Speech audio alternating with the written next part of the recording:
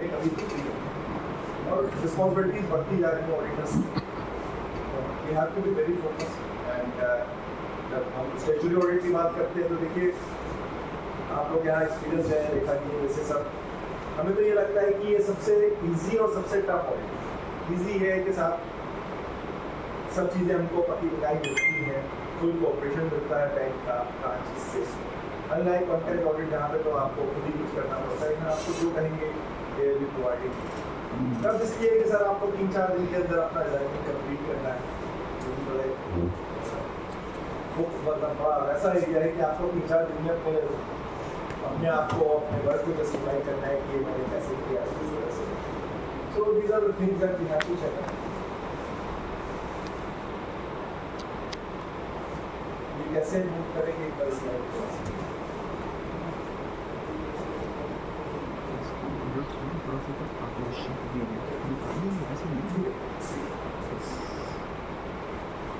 Reporting जहाँ तक हम लोग करते हैं, हमारे पास 3 रिपोर्ट्स होती हैं जिसके हमको जो है अपने सारे रिपोर्टिंग करनी है।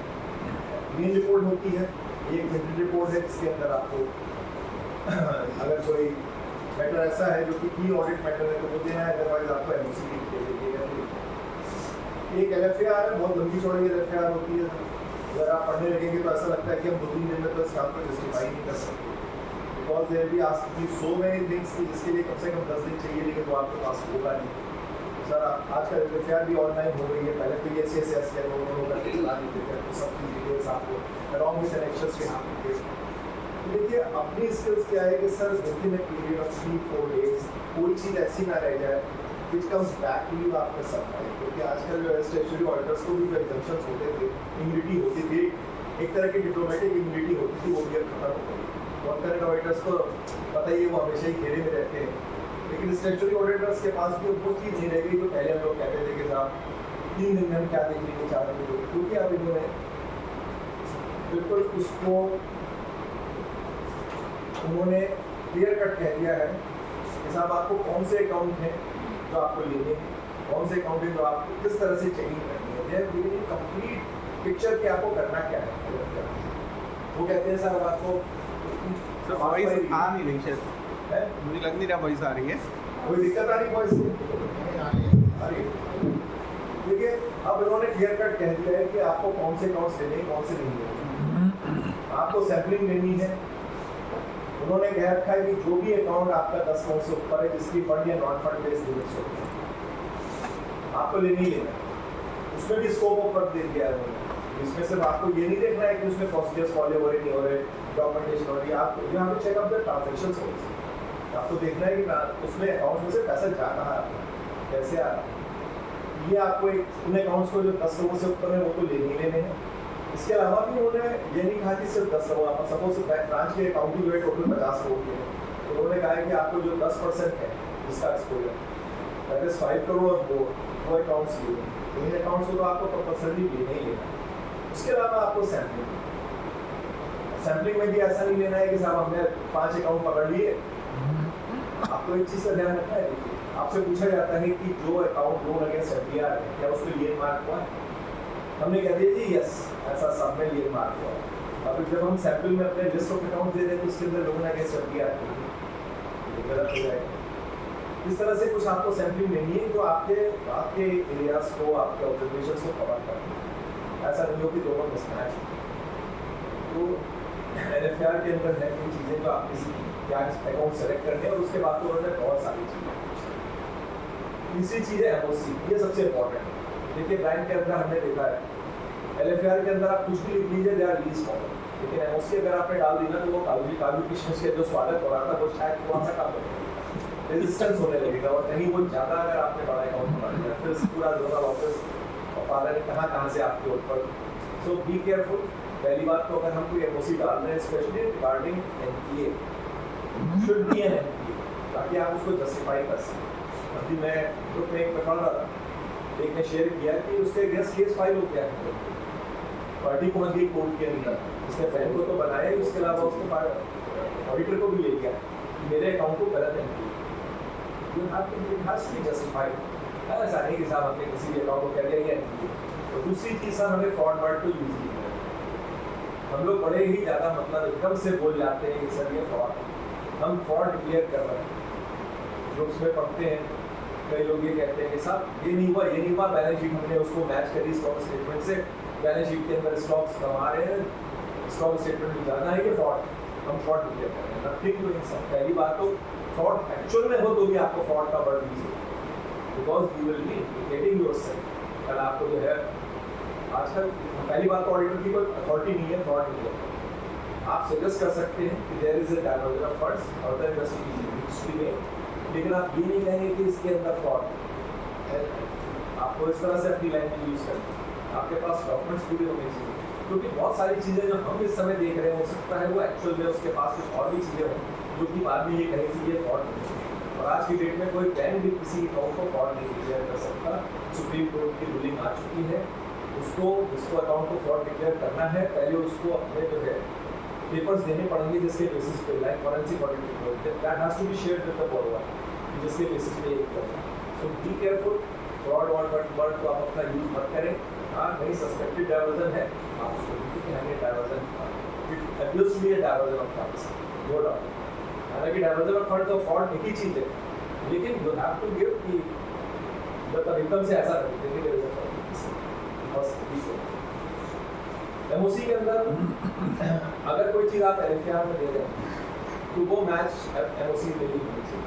एलएफआर में आपसे पूछता है do you agree with the classification made by the bank branch, आप कह रहे हैं no we do not agree, और आपने 5 अकाउंट दे दिए के साथ ये तो जो है अकाउंट ये सब स्टैंडर्ड है, और ये अगर एमओसी में आप कुछ नहीं दे रहे गलत हो जाएगा।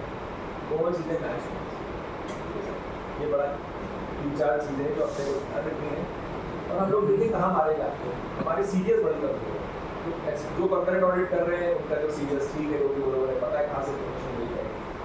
लेकिन जो साल में एक बार जाते हैं स्टेचुटरी ऑडिट में वो इतने फेमिलियर नहीं होते, और फिर वो ब्रांच से मांगते हैं कि जी मुझे ये चीज़ें दो, और ब्रांच की जो मर्जी आती है वो दे देती है, कुछ पानी सीरियस में कुछ नहीं है। देखिए 3 तरह के पैकेजेस हैं, फिनेकल चलता है, 80% बैंक फिनेकल यूज़ कर रहे हैं, कुछ हैं जो बैंक पैकेज यूज़ करते हैं, इकलौता बैंक है कैनरा बैंक जो कि फ्लेक्स यूज़ करता है। हर एक बैंक के अंदर एक इन्फॉर्मेशन सिस्टम होता है हमारे जिसको, वहाँ से आपको सारी रिपोर्ट्स मिलती है, आपको डिपेंड नहीं होना पड़ेगा बैंक पे, या अगर आपको डिपेंड होना भी है तो आप पहले उसको क्रॉस चेक कर लीजिए क्या बैंकों से या वहाँ से रिपोर्ट्स आ रही है वो मैच करती है। हर एक बैंक का अलग है। जो बैंक्स पैकेज यूज़ करते हैं, central bank, bank of Maharashtra, Indian bank, इनकी डेली की डेली रिपोर्ट सीरियस सेल से आती है। शॉर्टकट टू रिपोर्ट्स करके आपको जो है उस पर मिल जाएगा फोल्डर, उसके अंदर ये रिपोर्ट डेली की डेली बेसिस पे जनरेट होकर आए, आपको कुछ नहीं करना। वहाँ से आप देख सकते हैं कौन से अकाउंट है जहाँ पे स्टॉक स्टेटमेंट नहीं आ रहे हैं, कौन से ओवरड्रॉन है, कौन से एसएमए है, कौन से प्रॉबेबल एनपीए है, इस तरह की बहुत सारी चीज़ें आती हैं। जीएलपीएल एवरीथिंग फिनेकल जिसे है उसमें आपको यूज़ करना पड़ेगा कुछ commands, like bank of India है, आपको MIS आरपीटी यूज़ करना पड़ेगा, वहाँ पे आपके बहुत सारे रिपोर्ट्स हैं।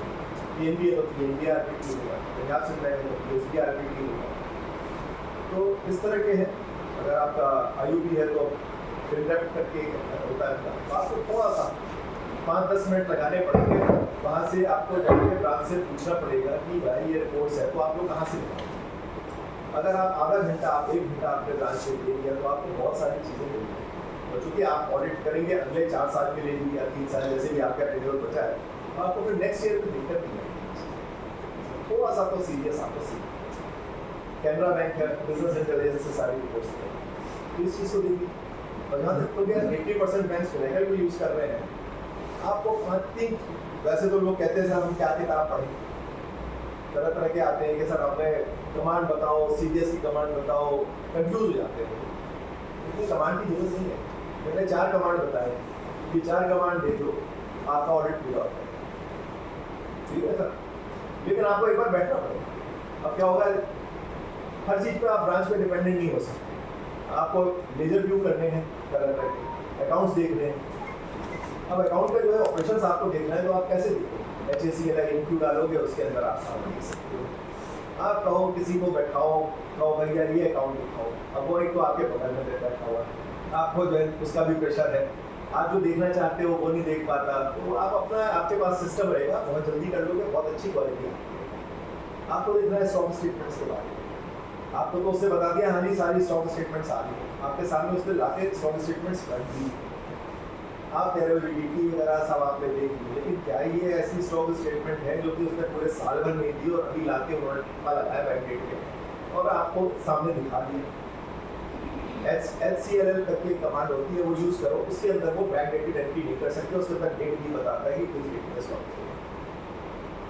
ये HCLL आपको ये बताएगा इंश्योरेंस की क्या सारी चीजें ये बता। आपको देखना है कि ये कौन कौन से अकाउंट है। मैं देखना चाहता हूँ कि मेरे 1 अप्रैल 2014 से 1 मार्च 25 तक कौन से अकाउंट खुले हैं। अब या तो आप उनका प्रपोजल रजिस्टर देखो या आपसे उनसे पूछो तो वो बताएंगे। आप क्रॉस चेक कैसे करोगे, HACS करके एक कमांड है, डाल दो, आपको सामने पूरा लिस्ट आ जाएगी। ये अकाउंट से जो कि इस बार सैंक्शन उस पर से आपका स्कीम वाइज है। आपको रिन्यूअल्स की डिटेल चाहिए, उन्होंने कह दिया कि ये अकाउंट तो रिन्यू हो गया, क्योंकि रिन्यू का भी CC के अंदर हर साल रिन्यूअल होना चाहिए। ऐसा तो है नहीं कि साहब 2-3 साल तक रिन्यूअल नहीं हुआ, क्योंकि डायरेक्ट नॉर्म्स के हिसाब से बोल्डर 6 मंथ्स अगर वो हमारे पीरियड अगर रिन्यूअल नहीं हुआ तो अकाउंट एक्टिव बन जाएगा। ये कमांड यूज़ कर लो HACLHF पर, जहाँ जाएंगे आपको वो डेट बता देगा कि कहाँ से कहाँ तक अकाउंट में लास्ट में। ये इंटरेस्ट की जिसकी वैसे इतनी ज़्यादा जरूरत नहीं, तो बस ये 4-5 कमांड आप देख लीजिए, आपका काम है। और ये इसके अलावा आप देख लीजिएगा ये लो प्रोडक्ट शीट के लिए भी है कोई कमांड? प्रोडक्ट के लिए HINT RPT है वो तो अकाउंट वाइज बता रहे हो ना, पर्टिकुलर अकाउंट। हाँ पर्टिकुलर, आप तो एक ही अकाउंट को देख रहे हैं ना। मान लो देखना हो कि 0% ही किसी में चल रहा हो, किसमें है कि किसमें नहीं, वो फिर आपको इंडिविजुअली देखना पड़ेगा।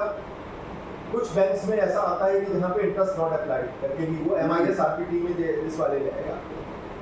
इनमें आपके जाके देखना पड़ेगा कि यहाँ पे आपके पास कोई ऑप्शन ऐसा है ये बताए कि इंटरेस्ट नहीं लगा।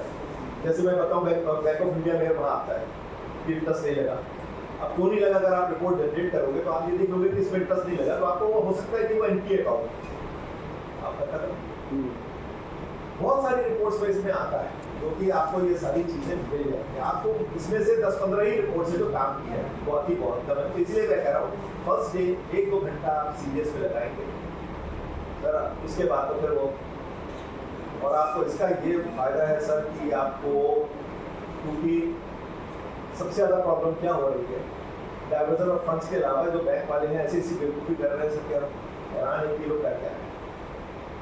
अभी मैं गया कल एक क्रेडिट ऑडिट पे 5 करोड़ का लोन दे रखा है, AGM की पावर है। अप्रेजल देखा, उसमें क्या लिखा हुआ है, फॉर बिजनेस एक्सपेंशन, कुछ नहीं लिखा। क्या पैसा कहाँ गया है? 5 करोड़ में से करीब 3-4 करोड़ रुपए जो है पार्टनर्स के अकाउंट्स में ट्रांसफर, आरटीजीएस, यूनियन बैंक ये कर रहे हैं 50 रुपये। एक ये सीरियस मैटर है, हमने उनको पूरी चिट्ठी लिख के दी कि पहले तो आप अपने अप्रेजल में ये बताओ कि किस चीज़ के लिए। वो कह रहे हैं जी कोई उसको यूनिट खरीदनी है, अगर है तो भाई बताओ कि कोई एग्रीमेंट टू सेल है तुम्हारे पास, कितना मार्जिन पार्टी लगाएगी, कितना तुम देगे, तुम्हारा कोई असेसमेंट होगा कि तुम 5 करोड़ दे रहे हो, भाई कितने की प्रॉपर्टी है, 4 करोड़ की प्रॉपर्टी है, तुमने 5 करोड़ रुपये पैसा जा कहाँ रहा है, वहाँ से बताओ कि क्या है, कहाँ जाता है। ये आपको देखना है। छोटे मोटे लोन में 10-20 लाख में कोई ऐसी दिक्कत नहीं है, लेकिन जब बड़े बड़े लोग आ जाते हैं वहाँ पे आपको देखना है, बड़ा इम्पोर्टेंट। तो जहाँ तक हम फ्रॉड और इसकी बात करते हैं, देखिए छोटा सा डिफरेंस है इनकी और फ्रॉड में, लेकिन क्या वो फ्रॉड है या नहीं है वो जस्टिफाई करना बड़ा मुश्किल हो जाता है। लास्ट ईयर मेरे एक दोस्त हैं, शुगर मिल्स के अंदर ये बहुत प्रॉब्लम आ रही है। वो गए महाराष्ट्र में, वहाँ पे शुगर मिल का अकाउंट था बड़ा, फार्मर्स को सपोर्ट करने के लिए उसने जो है रिक्वेस्ट करी कि साथ 3 ग्रोवर्स हैं, तो कौन सी हैंड होल्डिंग चाहिए, उनको थोड़ा सा पैसा चाहिए, वो लास्ट मोमेंट पे ऐसा नहीं कर सकती, उनको ट्रैक्टर का रिपेयर भी कराना है, इम्प्लीमेंट्स भी खरीदने हैं, बाकी चीज़ें हैं। तो बैंक ने ऐसी स्कीम बनाई कि जो शुगर मिल है वो अपने फार्मर्स का पूरी डिटेल देगा, जहाँ पे उनके अकाउंट में डिस्पर्स किया जाएगा।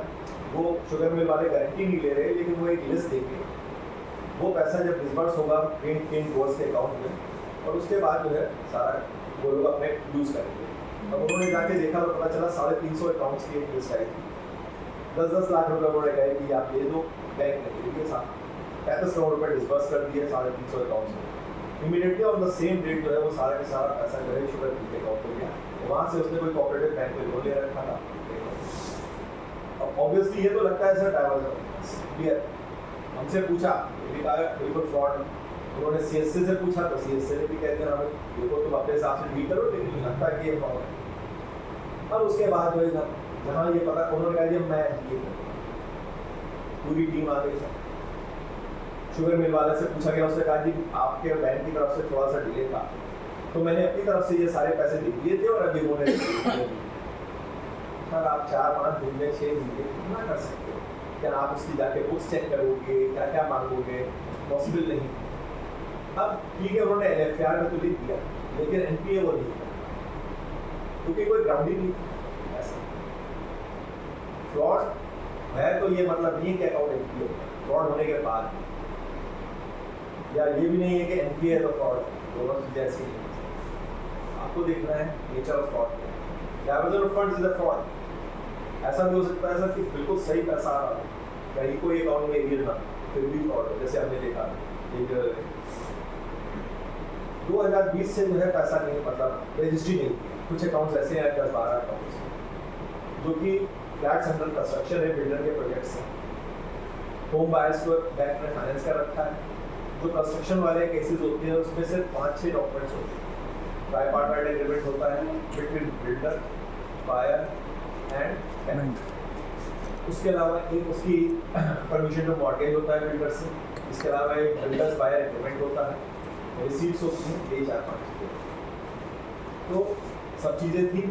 2020 में बैंक ने फंड किया, फाइनेंस किया, करने के बाद फाइनेंस आज 2025 कर रहा है, हम लोग वहाँ कॉन्ट्रैक्ट ऑडिट करते हैं। हमने देखा कि ये अभी तक रजिस्ट्री कर ली, इक्विटी मॉर्गेज क्यों होगा? मॉर्गेज होना चाहिए था, 5 साल हो चुके हैं। पता चले जी बिल्डिंग बन चुकी है, रजिस्ट्री भी शुरू हो चुकी है। मैनेजर ने अपनी रिपोर्ट दी है जो प्रेजेंट इनकम्बेंट में, उसने जाके कहा कि मैंने वहाँ जाके विजिट करी, वहाँ पे कोई किसी और के नाम से रजिस्ट्री, कोई और रह रहा है, वो पैसा जिसको दिया गया वो उसके नाम से ना रजिस्ट्री है ना वो हमारे।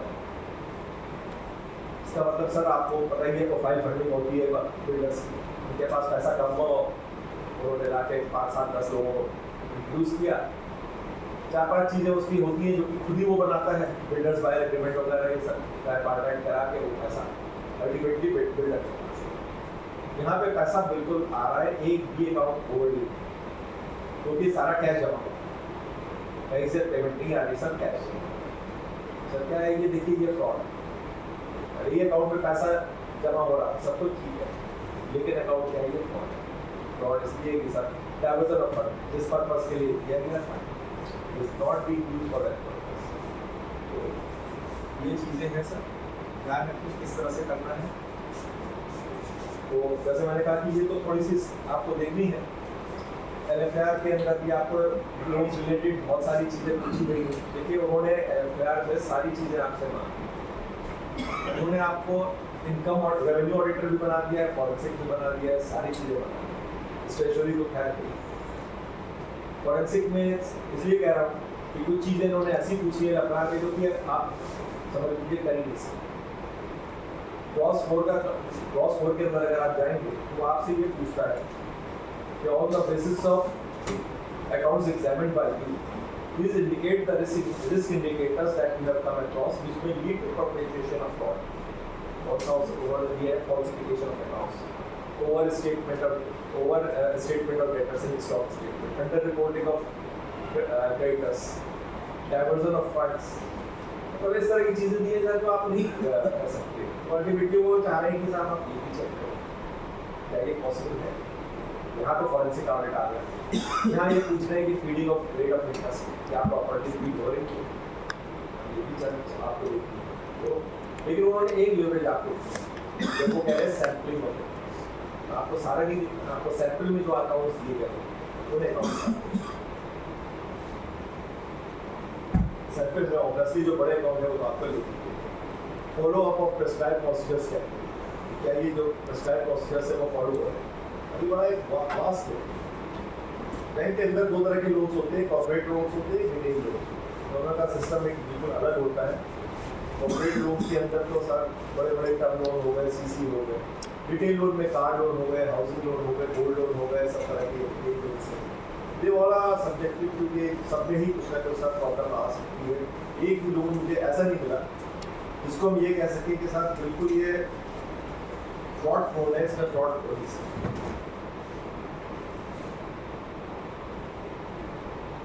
लोन अगेंस्ट एफडीआर हम समझते हैं कि कभी नहीं हो सकता, एफडीआर है, लोन ले रखा है, कितना फ्रॉड होना है। ये याद है 5-7 साल पहले मैं प्राइवेट बैंक ऑडिट करता था, उन्होंने बताया कि हमारे यहाँ से 32 करोड़ रुपये का फ्रॉड हुआ है लोन अगेंस्ट।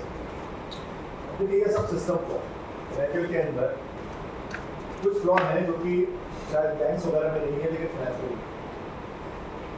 वहाँ पे कोई एफडीआर अगर प्रिंट होती है वहाँ एक ऑप्शन पूछता है कि do you want to reprint it, same serial same सब कुछ लिखा है कि अभी आपने एक बार प्रिंट किया लेकिन वो ठीक से नहीं किया, तो आपको एक ऑप्शन देता है कि आप दोबारा प्रिंट कर दीजिए। नॉर्मली जो है बैंक उसको वो कह देता है। कारण क्या हुआ साहब कि एक 40 करोड़ रुपए की एफडीआर बनी किसी कॉर्पोरेशन की किसी डिपार्टमेंट, 40 करोड़ की जब एफडीआर बन गई तो वहाँ के बैंक एम्प्लॉयज और जो वहाँ के एम्प्लॉयज थे उस डिपार्टमेंट के दोनों ने आपस में एक चीज़ है, दोनों ने मिलकर ये किया कि उसका रीप्रिंट करके दोबारा से एफडीआर, अब दोनों एफडीआर है, पहली वाली एफडीआर जाके उन्होंने डिपार्टमेंट में जमा कर दी, ठीक, उन्होंने कहा था 40 करोड़ की बना नहीं 40 करोड़ की। अब उन्होंने अप्लाई किया जो ऑथराइज ऑफिसर्स थे और जो भी था, उन्होंने कहा साहब हमें मैक्सिमम जो भी इसमें हमारा लिक्विडिटी है तो बैंक ने देखा ठीक है प्रॉपर लेटर हेड पे बना है, ऑथराइज ऑफिसर के थ्रू है, बैंक तो बड़ा खुश हुआ कि चलो भाई हमारा बिजनेस बढ़ रहा है, तो उन्होंने 32 करोड़ रुपये की जो है लिमिट सैंक्शन कर दी लोन की। उन लोगों ने एक रिक्वेस्ट लेटर डाली के साथ ये आरटीजीएस आप इसके अगेंस्ट हमारा ये पैसा आया है ये से करके और इसमें से जो है 32 करोड़ को जो है आप 8-10 लोगों के नाम से क्योंकि हमारे कॉन्ट्रैक्टर से आप इस पर वहाँ से पैसा साफ पता ऐसे पता चला कि एक लेटर ऑफ थैंक्स गया रीजनल मैनेजर की तरफ से वहाँ के कॉर्पोरेशन के हेड को for giving us a business of 72 crore rupees 40 बहुत तब ये पता चला कि उन्होंने कहा हमने तो एफडी कराई है लोन काम कराया सर। ये सिस्टम फ्लॉज है बहुत सारे, सब चीज़ में फ्रॉड है। कार लोन होते हैं हम तो समझते हैं बिल्कुल से क्या है, कार कोटेशन दी रिलीज हो गया पैसा उसमें तो फ्रॉड के कोई चांस ही नहीं। 16 अकाउंट्स में फ्रॉड होते हैं हज़ार के बाद लोगों ने अपनी केवाईसी वगैरह सब कुछ मिली थी, पूरा गैंग था, बैंक में जाके जमा कराया, अकाउंट खोले, उसके बाद उन्होंने कोटेशन एक कार डीलर की दी, suppose it was Magic Auto या कुछ ऐसे करके, उसमें सब कुछ था, ईमेल वगैरह सब कुछ everything was there, phone number email, bank के साथ उसको कंफर्म भी किया होगा, ईमेल भी उन्होंने अपना क्रिएट कर रखा था, फोन नंबर भी उनका अपना क्रिएटेड था, पैसा रिलीज हो गया उस अकाउंट के अंदर, वो पैसा भी हो गया। ये बहुत सारी चीज़ें ऐसी बड़ी में बैंकिंग लगी थी। अब उसके बाद उन लोगों ने उसको चेक करने के लिए क्या किया कि उन्होंने अपने सिस्टम के अंदर जो है ये डाल रखा है कि ये डीलर है, उसका ये ईमेल है, ये फ़ोन नंबर है। जब भी बैंक लोन देता है तो पहले उस कोटेशन को वहाँ पे मेल कर, वहाँ से कंफर्मेशन आती है तब उसी ये चीज़ें हैं। देखिए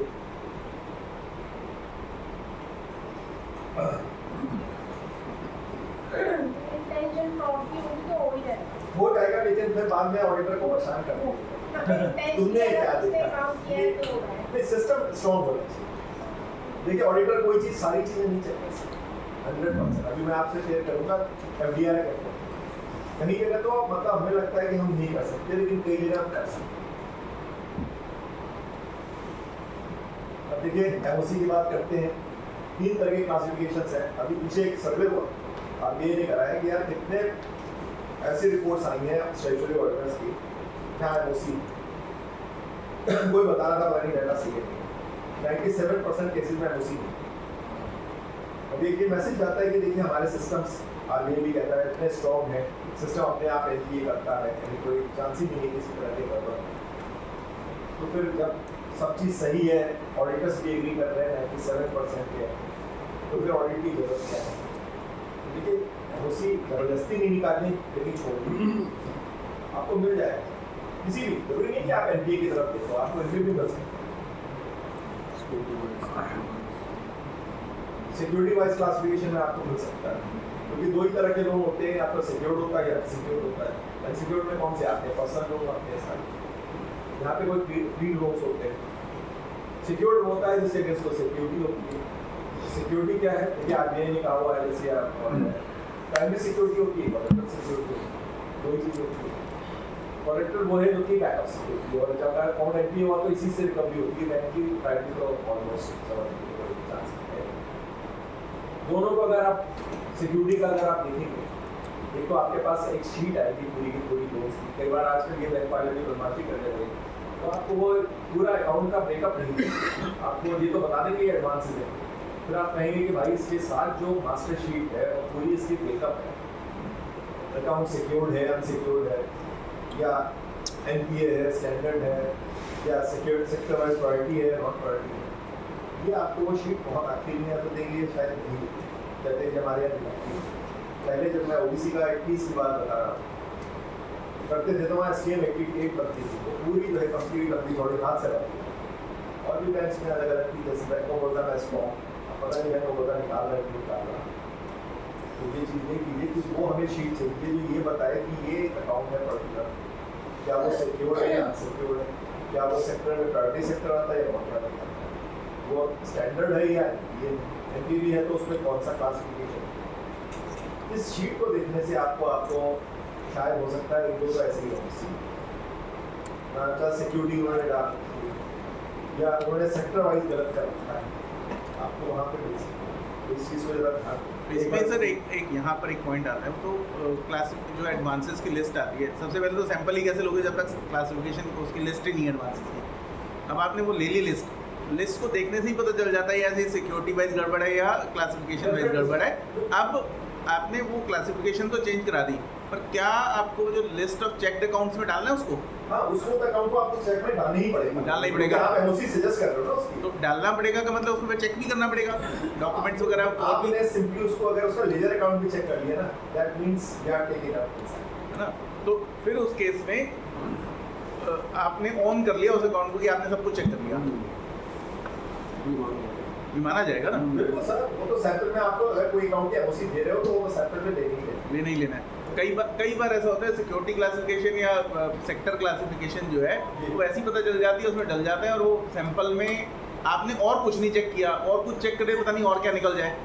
बिल्कुल नहीं, आपको वो तो जो अकाउंट पे आप कमेंट कर रहे हो उसको तो आइए, जो अकाउंट आप एनओसी में डाल रहे हो वो तो सैंपल में, तो फिर सैंपल में फिर चेक भी करना है फिर उस अकाउंट में। नहीं है सर, तो ये कह रहा हूँ कि अगर वो शीट आप देख लेंगे ना, हो सकता है उसी में आपको कोई चीज़ हाँ उसमें मिलती है सर। नीला मोसी मींस कि हमने ऑडिट सही की, मैं तो ये मानता हूं। नहीं, कोई ना कोई तो वैसे अब आज तक कोई फाइनेंशियल रिकॉर्ड्स आपने चेक करे हैं आज तक अपनी जिंदगी में टैली या बिजी पे जहां अकाउंटेंट ने एक भी गलती ना करी, ऐसा तो नहीं। सही। तो सर सिक्योरिटी बड़ी इंपॉर्टेंट है। अब उसके अलावा वो आपसे एक चीज और पूछता है, चार्ज रजिस्ट्रेशन। देखिए चार्ज दो तरह के, एक तो आरओसी का चार्ज हो गया, ये सब हमें पता होना चाहिए पहली बात तो कि आरओसी का चार्ज सबने पढ़ा होगा, सेक्शन 77 के अंदर कवर्ड है कंपनीज एक्ट के अंदर। किसी भी कंपनी की कोई भी एसेट अगर चार्ज हो रही है किसी भी टाइप फॉर लोन, चाहे वो खुद ही लोन ले रहा हो या किसी और थर्ड पार्टी ने लोन लिया और वो अपनी सिक्योरिटी दे रहा है, तो उसका चार्ज तो रजिस्ट्रेशन होना ही होगा। और अगर किसी थर्ड पार्टी ने लोन लिया है और किसी कंपनी ने या किसी भी इंडिविजुअल ने अपनी कोई सिक्योरिटी दी है, गारंटी दी है, सिक्योरिटी दी है, तो वो उस लोन के अंदर गारंटी भी बन गया एज पर आरओसी। अब अगर ऐसा आरओसी के अगर कोई कंपनी या केस है जिसमें एक कंपनी ने दूसरी की गारंटी दी या खुद भी लोन लिया या हो सकता है किसी और की गारंटी दे दी हो बिजनेस पर्पज से, तो असेट्स के ऊपर आरओसी का चार्ज होगा सेक्शन 77 में, और उसके अंदर सारी चीजें इंक्लूड है, चाहे वो पहल हो चाहे हो, इंक्लूडिंग लोन अगेंस्ट है, कराता कोई नहीं, हम भी इंसिस्ट नहीं करते। पर ये अभी आया है ना लेटेस्ट कुछ लोन अगेंस्ट एफडीआर में भी चार्ज क्रिएट होना है। पहले से ही था, कुछ बैंक कराते भी थे ताकि state bank and federal bank. Sir वो कहते हैं पहले बहुत पहले तो ऐसा था ना, लिक्विड सिक्योरिटी के अगेंस्ट है तो फिर चार्ज क्रिएट नहीं होगा। तो देखिए हम लोग कहते भी नहीं ज़्यादा उस पर इंसिस्ट नहीं करते क्योंकि एफडीआर उनके पोजीशन में इसलिए कोई फर्क नहीं पड़ेगा अगर नहीं भी हो, लेकिन थ्योरेटिकली स्पीकिंग तो सब चाहिए और कुछ बैंक कराते भी, क्योंकि आजकल क्या हो गया है 15-20 साल पहले की बात कर रहा हूँ, 15-20 साल पहले तो ये था अगर लिक्विड सिक्योरिटी और बैंक के पास प्लेस्ड है तो फिर उसकी रिक्वायरमेंट नहीं है। सेक्शन 125 होता था सर कंपनी एक्ट 56 का, सेक्शन 125 में pledge exempted, plus exempted exempted था ना, 125 में एग्जेम्प्टेड था, अब नहीं है, 2013 में नहीं है। तो अब उसका होना चाहिए। पहले तो कार के लोन के अंदर भी नहीं कराते थे, बड़ा रेसिस करते थे साहब आरटीओ में, तो वो रजिस्ट्रेशन कर रहे हो, लेकिन अब तो सर वो सीएनजी वाले स्पेसिफिकली दिया भी पाएगी। और जो सेटिस्फेक्शन वाला जो लोन बंद हो गए सेटिस्फेक्शन, अभी आरबीआई की गाइडलाइन आई है सर कि 30 दिन के अंदर अंदर कराना है आप। नहीं, वो तो कंपनीज एक्ट भी कहता है कराना है। हाँ, अगर आप नहीं कराते तो 5,000 रुपये पर डे की जो है पेनल्टी, आरबीआई की तरफ से जो सर्कुलर आया है अभी लास्ट ईयर। लास्ट ईयर आया डेट है। याद नहीं है, लेकिन आरबीआई का होगा ना तो आरबीआई का सर्कुलर आया है भाई। अब देखिए आरबीआई का सर्कुलर है तो वो तो सबके अगर पॉसिबल हो तो शेयर करना सर, नहीं तो ढूंढेंगे। नहीं, मैं करूँगा, बता दूँ, कोई दिक्कत नहीं है। मेरे ख्याल से वो 18 अक्टूबर 2023 का सर्कुलर है। हाँ, 23 हाँ। अभी हम जैसे कॉर्पोरेट ऑडिट में लास्ट ईयर 3 चेंजेस आए हैं। एक तो आया है कि कोई पीरियड चार्ज, पेरियड इंटरेस्ट नहीं, और पिनल पीरियड इंटरेस्ट नहीं पड़ेगा किसी को। अभी क्या होता है, उसको लिंक कर रखा है इंटरेस्ट से। सपोज किसी की स्टॉक स्टेटमेंट नहीं है, किसी की रिन्यूअल पेंडिंग है, 2% बैंक ने लगा दिया और उसके ऊपर जैसे नॉर्मल जब इंटरेस्ट डेबिट होता है तो नॉर्मल इंटरेस्ट डेबिट होता है, उसी के अंदर जो है वो पीरियड इंटरेस्ट भी डाल देते हैं। और जब आप कैलकुलेशन देखोगे तो उसके अंदर वो जो है नॉर्मल इंटरेस्ट की कैलकुलेशन होगी और पीरियड इंटरेस्ट की बिकॉज ऑफ नॉन रिन्यूअल या non submission of stock statement.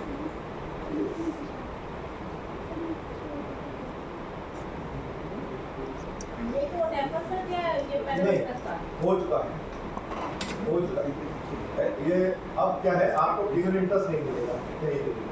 उन्होंने नाम चेंज कर दिया, पीरियड चार्जेस कर दिया। बस नाम चेंज किए हैं, बल्कि अब और ज्यादा पेनल्टी पड़ रही है। किस आरबीआई का जो सर्कुलर का है, नाम बदल के बनना चाहते थे।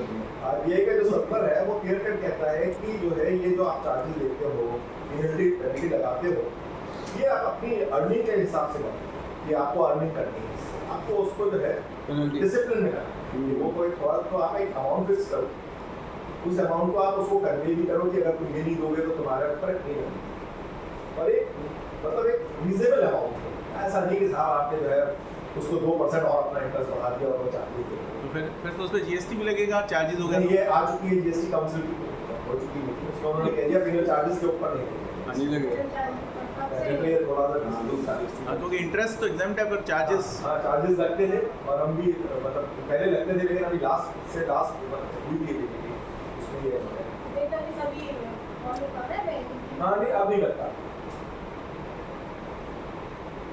अब क्या होगा कि इन्होंने क्या क्या बदमाशी करने वालों ने, उन्होंने कोई ऐसा, और ये भी उसमें लिखा है कि ये अमाउंट क्रिस्टलाइज नहीं होगा, मतलब पार्टी के अकाउंट में डेबिट नहीं होगा, उसके ऊपर भी इंटरेस्ट नहीं लगेगा। अभी तो सपोज तुमने पेनल्टी लगा दी, उसके अकाउंट में डेबिट करा, फिर उसके ऊपर भी इंटरेस्ट ले रहे हो, उसके ऊपर भी उन्होंने ऑब्जेक्शन किया है जो सर्कुलर है, वो कहते हैं इसको क्रिस्टलाइज नहीं करेंगे, should be part somewhere else. कोई बैंक ने ऐसा नहीं किया और इतनी बदमाशी उन्होंने कर दी कि अब पहले तो होता था उसके आउटस्टैंडिंग बैलेंस के ऊपर पेनल्टी, ये था ना, अब उन्होंने सैंक्शन नहीं किया, अच्छा मतलब और कमाने के धंधे। पहले किसी का क्रेडिट बैलेंस है उसके ऊपर नहीं लगता था, नहीं लगता था। लेकिन अब तो सर ये भी शुरू हो गया। तो देखिए आरबीआई निकालता कुछ है, बोलता कुछ है, और आरबीआई भी कंफ्यूज है, बैंक भी कंफ्यूज है, बन रहा है खतरा। अगर आप अपने क्लाइंट्स के इंटरेस्ट देखोगे सर, मैं तो देखें हाँ इतने इतने ज़्यादा निकलते हैं कि आप सोच भी नहीं सकते। इतने क्या है कि एक मेंटालिटी ये कि बैंक ने ठीक ही लगाया है, बैंक ने इंटरेस्ट ठीक ही लगाया है।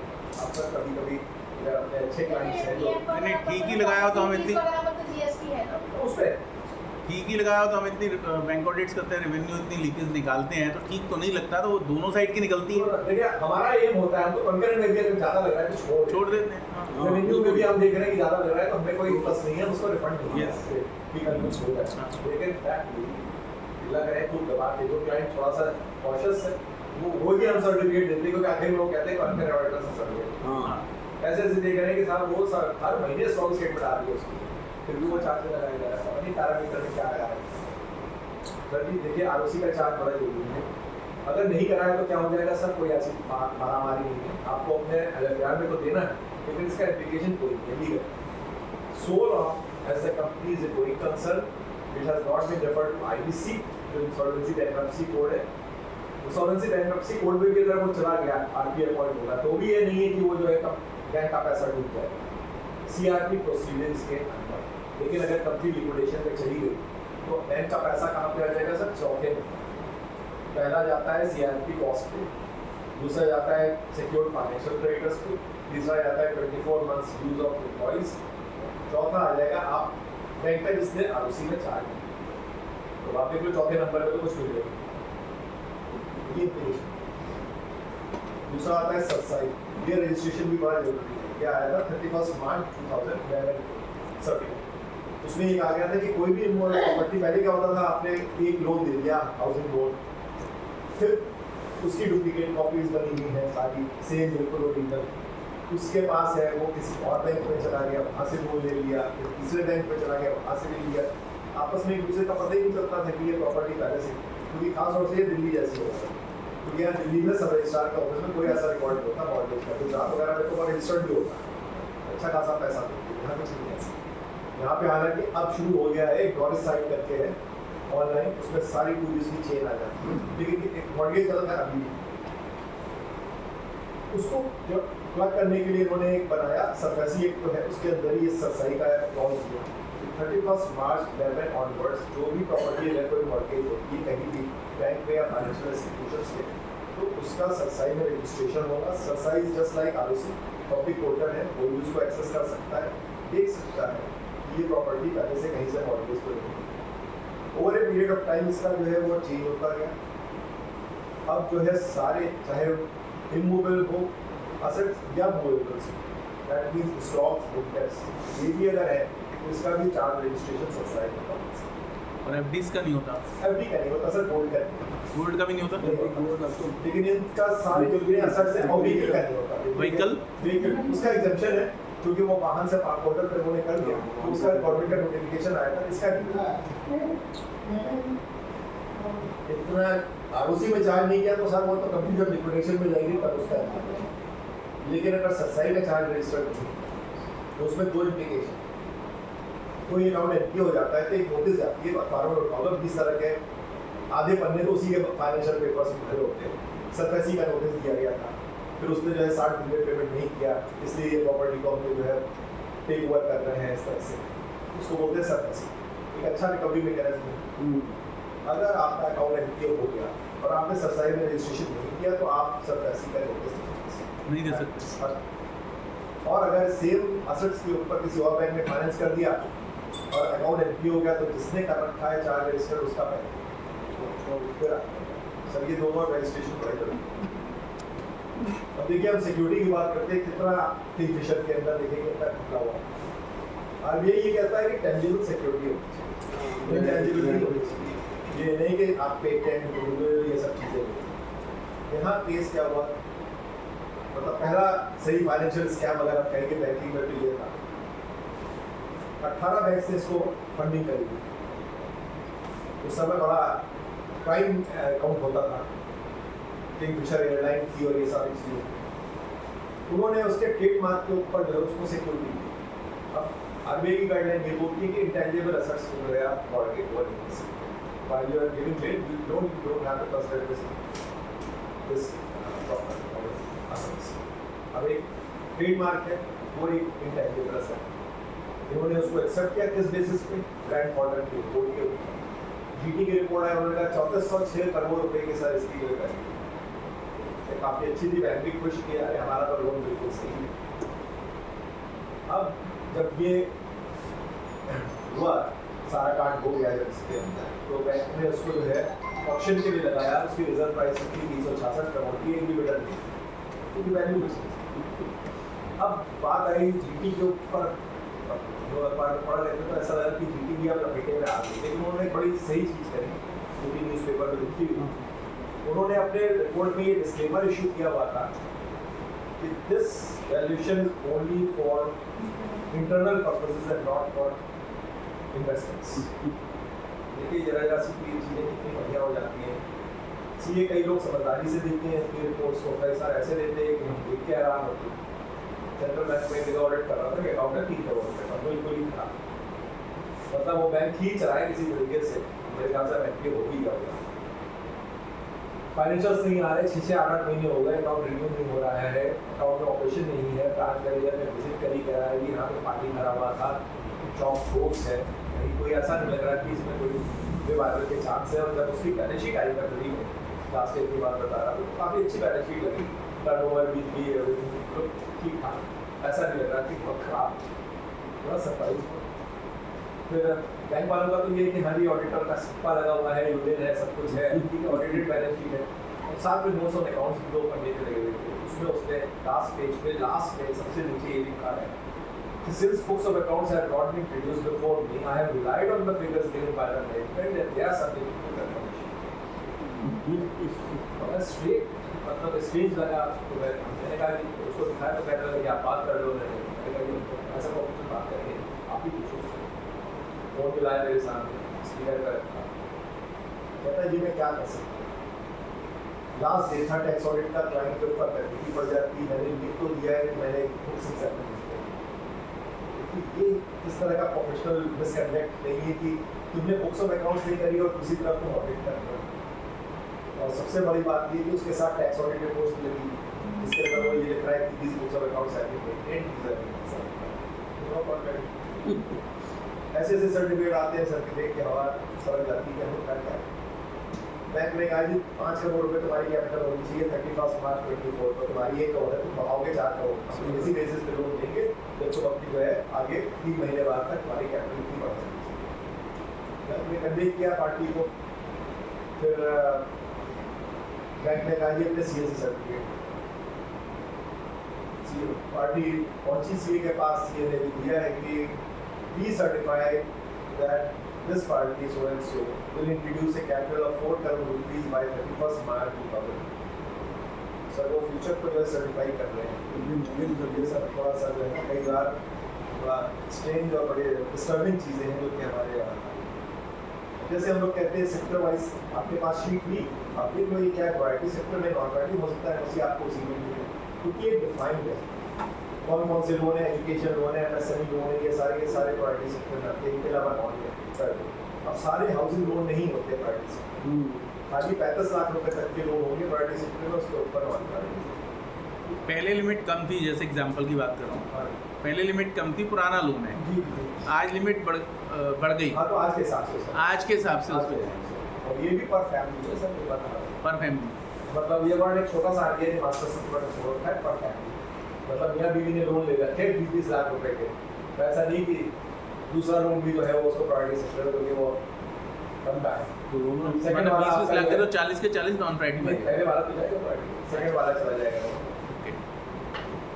एजुकेशन लोन है 20 लाख तक है और अगर वो एक ही लोन होता 40 लाख का तो नॉन प्रायोरिटी जाता नहीं हाँ फिर नॉन प्रायोरिटी तो फिर जब पर फैमिली लिखा है तो दोनों का मिला के 40 का 40 दोनों लोन नॉन प्रायोरिटी पहली जाते बार जब दिया था आपने तो आपको नहीं पता कि वो दूसरा भी लेगा दूसरे ने ब्रीच करी है पहले वाले ने तो ब्रीच नहीं करी ना सेम दूसरे वाले ने और अगर सेम डेट पे दोनों सेम डेट में तो भी एक लोन मिल जाए अब ये देखिए ऐसा तो अगर होता नहीं कभी हो भी सकता है तो ये देखने वाली चीज़ है लेकिन ऐसा कोई सिस्टम है हम कह रहे हैं आपने लेकिन आपको क्या पता है किसी आदमी ने लोन लिया है तो उसकी वाइफ ने लोन लिया है या नहीं लिया आपको नहीं पता तो ये कहने वाली बात है ऐसा होता है हमें ये पता नहीं चलता कि प्रॉपर्टी सपोज पेपर्स लगाए हुए हैं आपके ऐसा केस मैंने देखा अभी जब ऑडिट किया एक पार्टी है उसकी हाउसिंग लोन चल रहा फिर उसने सीसीबी ले ली हाउसिंग लोन उसने बंद करा बैंक में पहुंचा कि मेरा हाउसिंग लोन बंद हो गया मुझे प्रॉपर्टी के डॉक्यूमेंट्स दे दो बैंक में उसको प्रॉपर्टी के डॉक्यूमेंट्स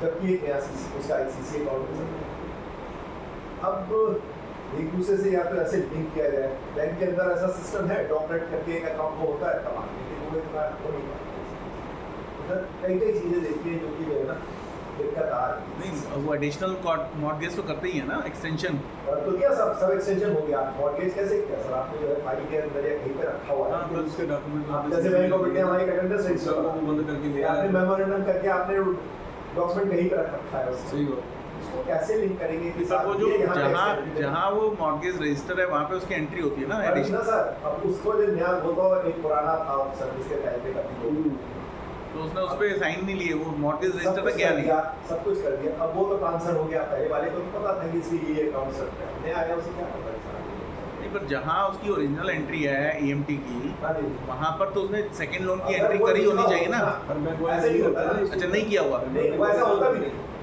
आपने पहला लोन दिया उसमें आपने मॉर्गेज कर दी ठीक है रजिस्टर में एंट्री कर दी अब आपने 2 साल बाद कोई और लोन लिया उसका एक्सटेंशन हुआ तो आपने जो दूसरी करी है वो आप पहले वाले पे नहीं करोगे कहीं और आप कर दी। उसका नया करोगे उसमें ये लिखोगे ये कि भाई एक्सटेंशन हाँ तो कई बार रह पर जाता है। नॉर्मली उसमें है कि भी पुराने और दोनों में लिंक तो रखते हैं वो सब चीजें रह गई हैं मतलब। तभी जैसे इंडियन बैंक वगैरह में कई बार इंसिस्ट करते हैं कि सीआईएफ से लिंक हो इसको CIF में लिंक करके उसके प्रॉपर्टी को सारे को लिंक करो ताकि ये पता चले। अब FDR में क्या होता था पहले, पार्टी के FDR है उसके कैसे रोक देती है, हाथ से ही मार्क किया जाता था अंडर बैंक क्लियर और लेजर के ऊपर मार्क किया जाता था अंडर बैंक क्लियर, ताकि वो प्रॉपर्टी वही FDR लेके पहुंच के मान चला उससे पैसे लेंगे अगर यूपीए नहीं लगा हुआ है। तो पहले होता भी नहीं। अब सिस्टम इतना अच्छा हो गया है जहाँ पे FDR ने ये पूछते भी कि पहले आपको इनका एक कमांड होता है SRM करके, अब तो क्या HCLM करके हो गया। पहले आप उसके अंदर नील मार्क करेंगे सिस्टम के अंदर उसको FDR पे, तभी लोन खुल सकता है। ऐसा नहीं हो सकता कि साहब नया लोन खुल जाए तो उसके अंदर उस सिक्योरिटी का देखना है, पहले भी बहुत हो जाता है। मिल तो अभी भी जाते हैं कि सिस्टम में नहीं सर, आपको अगर ऐसा है तो ये आपको FDR में देना है कि ये सिस्टम गलत CDS को देखिए कई बैंक का बता अकाउंट हो जाए खुल जाए, जैसे एक बैंक मैंने देखा कि अकाउंट खुल जाता है लेकिन उसके अंदर DP नहीं मार्क होगी तो अकाउंट विड्रॉल के पास नहीं। एक बैंक देखा जहाँ पे जो है DND नहीं हो सकता जब तक कि ये जो है DN मार्क, इस तरह के एक है जहाँ पे अकाउंट नहीं खुलता। ये सबसे चीजें देखिए सिस्टम, मैंने वही कहा था ऑडिटर हर चीज नहीं कर सकता, हमें सिस्टम का सपोर्ट चाहिए। लेकिन ये लोग दूर कैसे ऐसे हैं कि ये लोग अपने सिस्टम को इतना लचर बना रखा है। पूछो मत अभी आपको ऐसे ऐसे फ्रॉड दिखाऊंगा क्योंकि सिस्टम की वजह से जो है ना कष्ट में है ऑडिटर्स, उनको कुछ बोल दो तो ये सिस्टम नहीं करते, ये ऑडिट रिपोर्ट में डाल देंगे कि ऑडिटर ठीक है, बहुत गलत सिस्टम है। अगर हम नेचुरल नॉर्म्स पे जाएंगे सब, यही हमारा मेजर वर्क है स्टैट्यूटरी ऑडिट में।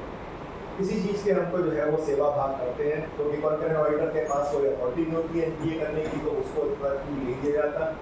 यहाँ पे अथॉरिटी मिली NPA करने की तो सर उसका जो है पूरा ख्याल रखा जाता है कि कोई अकाउंट, पहली बात तो MOC डालने ही बैंक को बहुत फर्क करता है, और अगर NPA के MOC डाल दी तो वो पैसे ही जाएगा।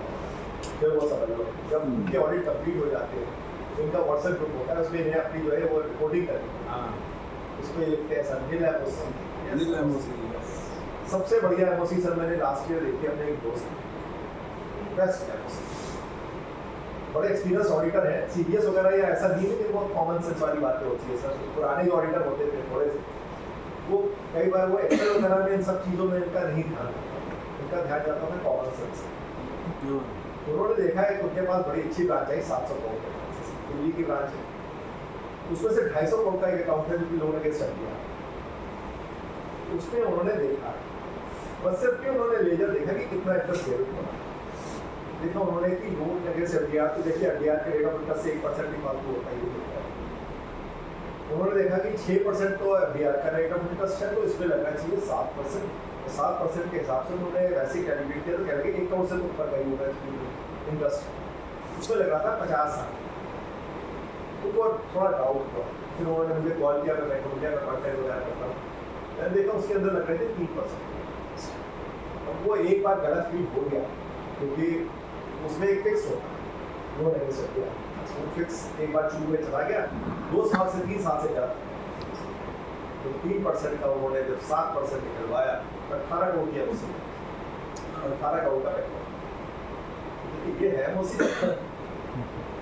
कई चीज़ें जो है ना कॉमन सेंस की हर चीज़ जो है इनकम की MOC हुई, एडवांसेस भी बढ़े और एडवांसेस बढ़ गए, उधर से वो बढ़ गया।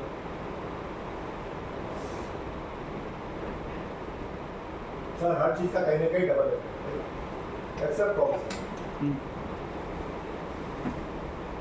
अब आपने किसी अकाउंट को NPA, उसमें भी खैर क्लासिफिकेशन तो चेंज हो गई, साथ के साथ अगर कोई अनरिलाइज्ड इंटरेस्ट है तो आपको उसका भी होगा कि आपको इनकम को डेबिट करना पड़ेगा, पार्टी को क्रेडिट करना पड़ेगा। ऐसे ही आपने कोई सिक्योरिटी में करा चेंज तो उसके अंदर तो खैर कोई ज़्यादा नहीं पड़ेगा, बस आप उसको सिक्योर से अनसिक्योर दिखाओगे, कुछ जगह पड़ता है डबल इफेक्ट नहीं होगा। NPA क्या है कि देखिए या तो अकाउंट स्टैंडर्ड होगा या फिर NPA होगा, कोई भी अकाउंट टेक ओवर में NPA नहीं हो सकता। पहली टेक ओवर के नॉर्म्स होते हैं, कहीं भी अगर आपने ये देख लिया कि टेक ओवर अकाउंट हुआ है वो NPA था, सर ये तो बहुत ही ज़्यादा सीरियस है। बैंकिंग नॉर्म्स अलाउ नहीं करते कि आप टेक ओवर किए, क्योंकि सर ऐसे ऐसे अकाउंट भी देखे हमने जहाँ पे NPA अकाउंट को टेक ओवर किया और जो टेक ओवर कर रहा है उसे पता ही नहीं। एक जगह सेंट्रल बैंक का कॉन्करेंट ऑडिट करता था, तो वहाँ पे मैनेजर साहब ने बोला कि जो अच्छे बढ़िया आते थे, कहते हैं कि मैंने 3 करोड़ इस बार रिकवर किया है। मैं कह रही कहाँ से? कहते सिंडिकेट बैंक मायापुर से। वहाँ का कॉन्ट्रैक्ट ऑर्डर मेरा दोस्त था, रोज मतलब जब भी बात होती थी याद होते यहाँ फॉल्ट हो रहे हैं, फॉल्टेड अकाउंट से, और उसमें जो डिफेंस मेरी कंप्लेन उस पार्टी का लोन उसका नाम लिया तो कहता है ये तो यहाँ पे एनपीए अकाउंट है। मैंने एनपीए को बोला कि ये देखो यहाँ तुमने एनपीए अकाउंट जो है रिकवर किया है, तो गलत है। कहता हो ही नहीं सकता, ये देखो मेरे सामने जो है उसकी स्टेटस रिपोर्ट है उस बैंक की, सिंडिकेट बैंक की, उसमें ये लिखा है कि ये स्टैंडर्ड है। खोल के देखा और उसके अंदर ये लिखा हुआ है, अंदर जहाँ पे स्टेटस लिखा रहता है स्टैंडर्ड एज ऑन 21 सितंबर 2013 या 42। 30 सितंबर को वो अकाउंट है, 13 दिसंबर में, तो वो यार 29 सितंबर ऐसे लिखा था। ऊपर जो साइन करे हुए थे मैनेजर के बाद भी तो पता चला वो तो 6 महीने पहले ट्रांसफर किसी और ने मारा। ये जो सब यार वो अकाउंट यहाँ पे ठीक ठाक है क्योंकि वो मैनेजर स्मार्ट है, पूरा वो कंट्रोल रखा उन्होंने, बहुत रखा, ये सब चीज़ें। तो ये या तो सब स्टैंडर्ड है, अगर सब एनपीए चला जाता है तो फर्स्ट ईयर ऑफ एनपीए सब स्टैंडर्ड, 1 साल बाद वो डाउटफुल की कैटेगरी में चला जाता है। ये एक वाइज ही है, इसमें कुछ और कुछ नहीं। फर्स्ट ईयर ऑफ एनपीए सब standard, second year onwards it will be doubtful. Doubtful में 3 कैटेगरी है, D1, D2, D3। First year of doubtful will be D1, 1 to 3 year it will be D2, और 3 साल के बाद D3, और उसके बाद एक कैटेगरी होती है लॉस, ये रहता है चांस। ये कैटेगरी क्यों बनाई?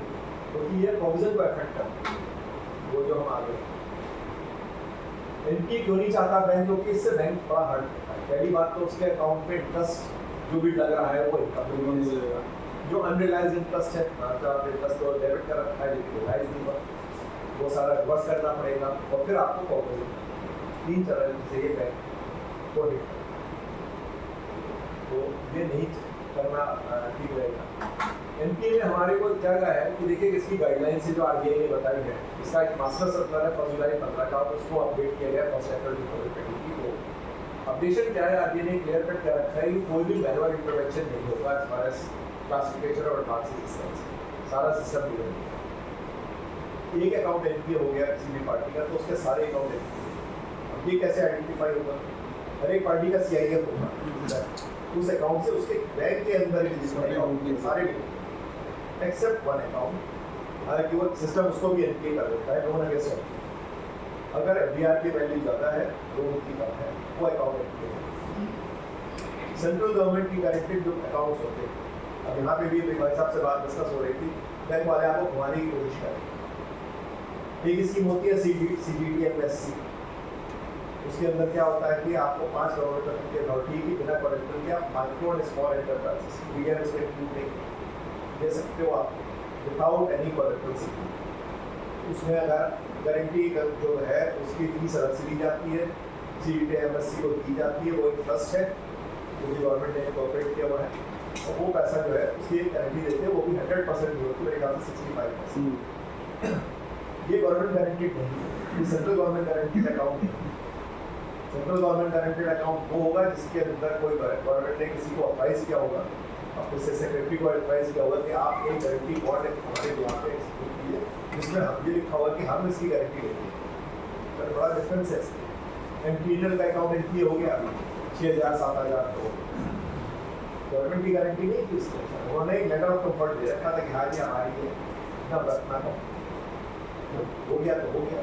तो अगर सेंट्रल गवर्नमेंट की किसी ऑथराइज ऑफिशियल से गारंटी बॉन्ड एक्सक्लूड है तो वो तो अकाउंट एनपीए नहीं होगा, लेकिन फिर भी उसके अंदर इंटरेस्ट होगा, ठीक है, एनपीए नहीं हुआ, लेकिन वो जैसे इंडियन एयरलाइन एयर इंडिया बहुत लॉस में थी, अकाउंट एनपीए नहीं हुआ, लेकिन उसका जो इंटरेस्ट था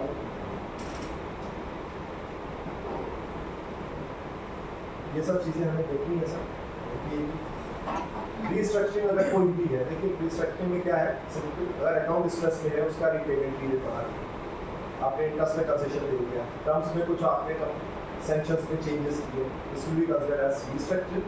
आपको कुछ नहीं करना, अकाउंट अगर रीस्ट्रक्चर किया है अकाउंट को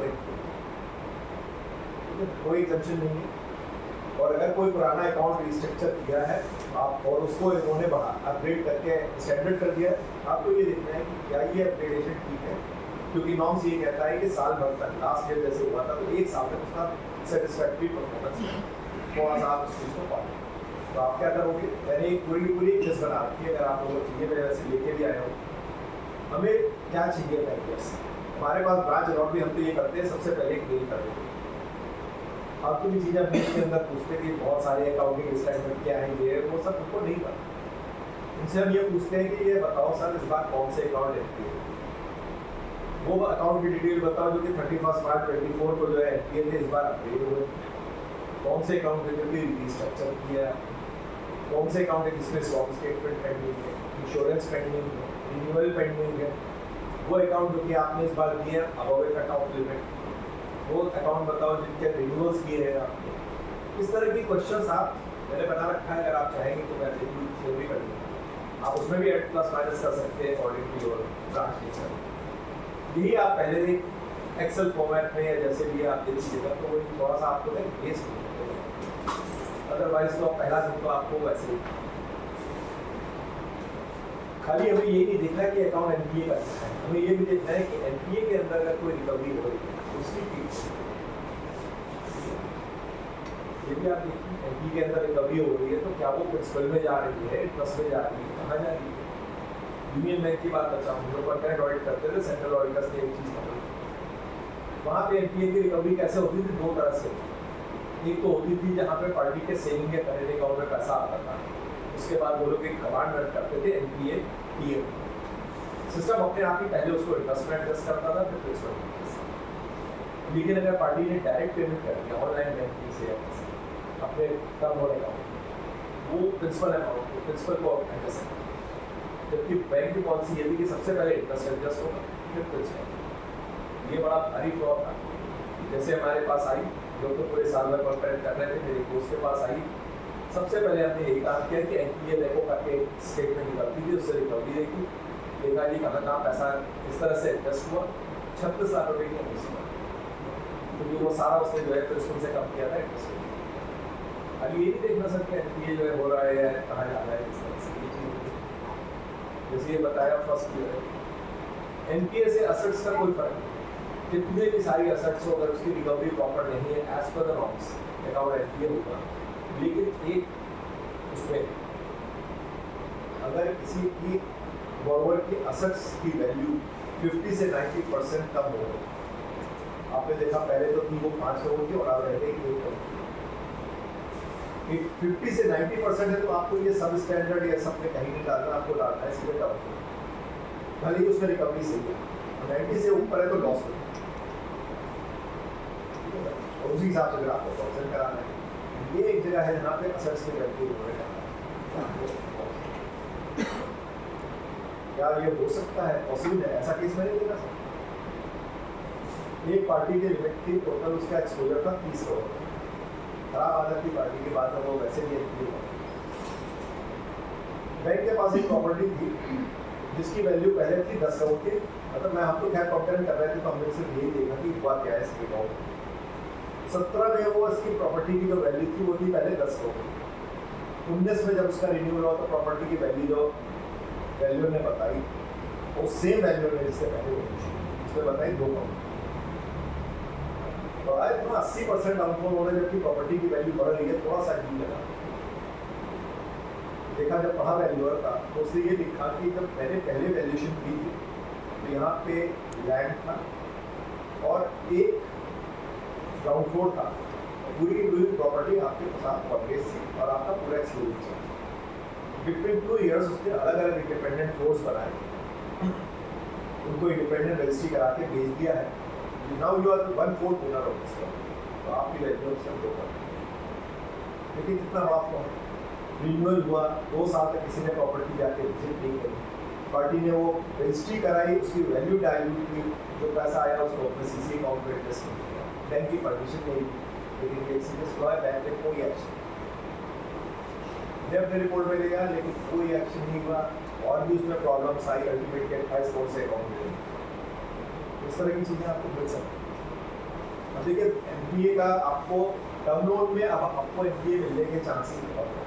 और आजकल ऐसा नहीं हो सकता कि सर 4 इंस्टॉलमेंट की 5 हो, तो सिस्टम एनपीए का इतने तो हम कैसे, लेकिन सीसी के अंदर आपको सीसीए और ओडी के अंदर 4 कंडीशन है जिसमें अकाउंट एनपीए हो सकता है। 2 टेक्निकल रीजन हैं, टेम्परेरी एफिशिएंसी बोलते हैं, 6 महीने से ऊपर स्टॉक स्टेटमेंट, 6 महीने तक रिन्यूअल नहीं हुआ, अकाउंट कंटिन्यूअसली ओवरड्रॉन है, ओवर लिमिट और डीपी फॉर 90 days और more as of 31st March 2025, या जितना इंटरेस्ट डेबिट हुआ है से 90 डेज के अंदर उतना क्रेडिट।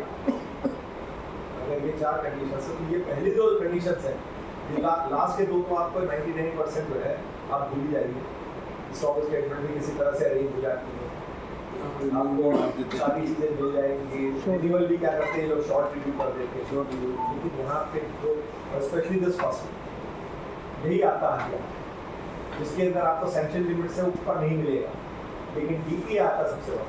सैंक्शन लिमिट से ऊपर 90 डेज से ऊपर तो सिस्टम अपने आप ही करते हैं, लेकिन डीपी के अंदर क्या है, हो सकता है स्टॉक स्टेटमेंट के हिसाब से डीपी नहीं करते, एक्चुअल में नहीं निकल रही हो, बैंक के उसका जो सिस्टम है उसके अंदर डीपी जो है रिप्लेस ही नहीं करी, उसकी पुरानी स्टॉक स्टेटमेंट की जो डीपी थी वही चली जाए। और भी कई चीज़ें हैं, क्योंकि यही एक डीपी एक ऐसी चीज़ है जहाँ पे आपको जो है काफ़ी अच्छा हथियार हो सकता है। अब रिन्यूअल की बात करते हैं, सीसी के अकाउंट्स हर साल रिन्यू होते हैं, टर्म लोन के अकाउंट क्या होते हैं, रिव्यू होते हैं। टर्म लोन के अकाउंट रिन्यूअल नहीं होता, टर्म लोन के अकाउंट में रिव्यू एक नॉर्मल सा रिव्यू होता है, तो देखते हैं पार्टी का अकाउंट ठीक चल रहा है। कई अकाउंट जो है, कई बैंक उसकी सिविल भी निकालते हैं। बैंक ऑफ इंडिया साहब आप देखिए क्या क्या है, बैंक ऑफ इंडिया का रहता मुझे अभी पता चला। सबसे पहले जब लोन देते हैं हाउसिंग लोन को एक टीजर टाइप का लोन, तो वो उन्होंने कह दिया 9%, उसमें से हम एक बिजनेस स्ट्रेटजी डिस्काउंट दे रहे हैं आपको 8%। फिर हम आपका जो सिविल ठीक है इतना इतना डिस्काउंट देंगे, उसको एक ऐसा पैकेज सा दे दिया कि कस्टमर आपको ये पब्लिक सेक्टर बैंक अगले साल जब रिव्यू होगा तो फिर सिविल दिखाएंगे, फिर सिविल देखेंगे, अरे पहले तो 835 थी अब 800 से कम होगी, तो आधा % तो इसका रेट ऑफ इंटरेस्ट से। फिर बिजनेस स्ट्रेटेजी डिस्काउंट जो है पार्टी अगर अप्लाई करेगी, तो अप्लाई होने के बाद उनका आरबीसी वहाँ जाएगा, वहाँ से सेंक्शन होगा, तब वो रिस्को होगा, अदरवाइज होगा। सब कुछ हो रही है, बड़ा आप केयरफुल रहना चाहिए अपने को। रिन्यूअल जब होता है, लेकिन हम बात कर रहे हैं सीसी और ओडी, क्योंकि ये कहता है कि अगर 6 महीने से ऊपर रिन्यूअल नहीं हो रहा तो क्या है। पहली बात तो ये वार्निंग से कि अगर रिन्यूअल नहीं हो रहा तो इसकी 2 चीज़ें होती हैं, या तो बैंक रिन्यूअल करने के हालात में उसका परफॉर्मेंस इतना खराब है कि उस सेम लिमिट पे रिन्यू करने को जस्टिफाई नहीं कर रहा, या पार्टी उसके फाइनेंशियल्स नहीं दे रहा, इसका मतलब वो फाइट है, तो ये वार्निंग सिग्नल है। दूसरा ऑब्वियसली अगर 180 डेज से ऊपर अगर रिन्यूअल करने के तो अकाउंट वो एनपीए होगा।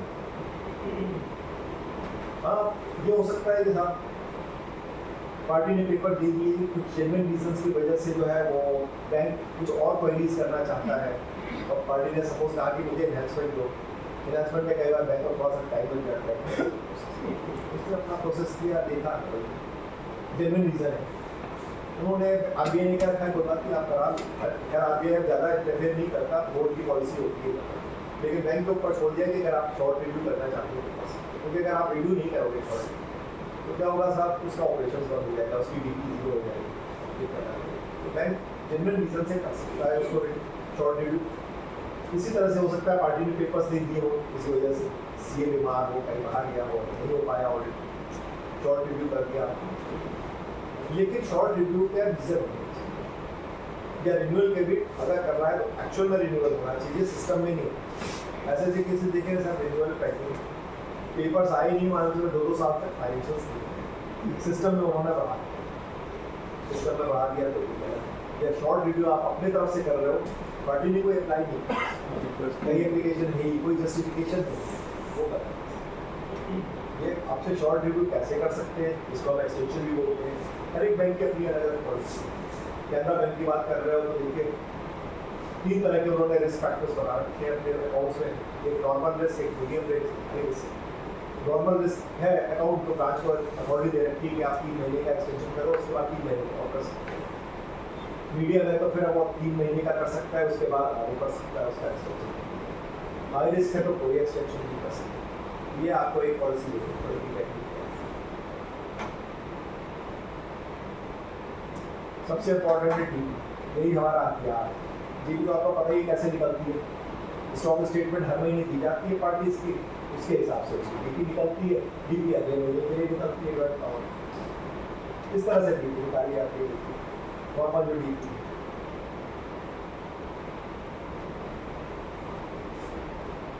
डीपी स्टॉक्स पे भी निकलती है, बुक्स पे भी निकलती है, तो दोनों को प्लस करके जो फिगर आती है वो टोटल डीपी निकलती है। अगर डीपी कम निकल रही है और लिमिट ज़्यादा है तो बैंक कहेगा भाई पैसा जमा करो, ज़्यादा ऐसे ओवरड्राफ्ट, या डीपी ज़्यादा है और लिमिट कम है तो फिर आपको नॉर्मली ऐसा होता नहीं कि डीपी कम निकल रही है और स्टॉक लिमिट है, पार्टी अपने हिसाब से ही तैयार करके डालती है स्टॉक स्टेटमेंट होगी। अब इसमें भी कई चीज़ें आ जाती है, हो सकता है इसकी फिगर माइनस में आ जाए, स्टॉक्स में से क्रेडिटर्स लेस किए फिगर आ गई माइनस, डेटर्स के ऊपर डीपी डीपी अब ये आ गई फिगर प्लस। अब ये इसमें से कौन सा सही होगा कौन सा गलत होगा, ये दोनों ही हो सकता है, 100 भी हो सकता है 300 भी, ये बैंक की पॉलिसी है। बैंक ये भी कह सकता है कि अगर फिगर माइनस में है तो आप 0 ले, और ये जो है आप इसको प्लस। हम ऐसे नहीं कह सकते, जो भी डीपी पॉलिसी बैंक के बोर्ड ऑफ डायरेक्टर से अप्रूव है, ये बाइंडिंग है सारे ऑडिटर्स पे, सारे बैंकर्स पे, सबके। उसमें हम चैलेंज नहीं कह सकते कि ये आपकी पॉलिसी गलत है। ये भी हो सकता है कि जैसे कुछ बैंक से बनाया, हम लोग जब फंड करते हैं तो क्रेडिटर्स को तो हम पूरा की पूरा डस्ट कर देते हैं स्टॉक्स में से, डेटर्स हम 90 डेज के ही नॉर्मली लेते हैं अगर आप डीपी निकालेंगे डेटर्स। अब ये बात आती है कि सब 90 डेज से ऊपर के जो डेटर्स है उनका क्या होगा। कुछ बैंक से ये बनाया कि अगर 90 डेज से 180 डेज तक के डेटर्स क्रेडिटर्स को पहले डेटर्स में से उसमें से कम किया जाएगा 90 से 180, फिर जो बच गए वो स्टॉक्स में से कम होंगे। ऐसा है तो सर ये पॉलिसी है, तो हम पर ऑफ करनी पड़ेगी, उसको चलेंगे कैसे।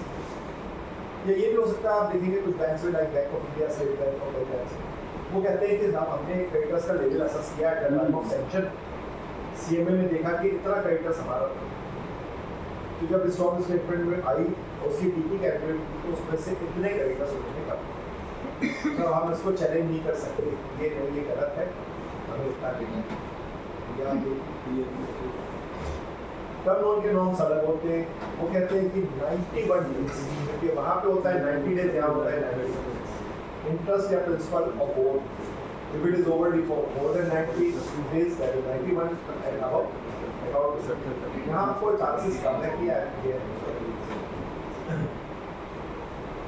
एग्रीकल्चर बड़ा कंफ्यूजिंग होता है, बड़ा कहा जाता है जहाँ यहाँ उल्टा पलटी होती है, केसीसी में ये सारी चीज़ें यही होता है।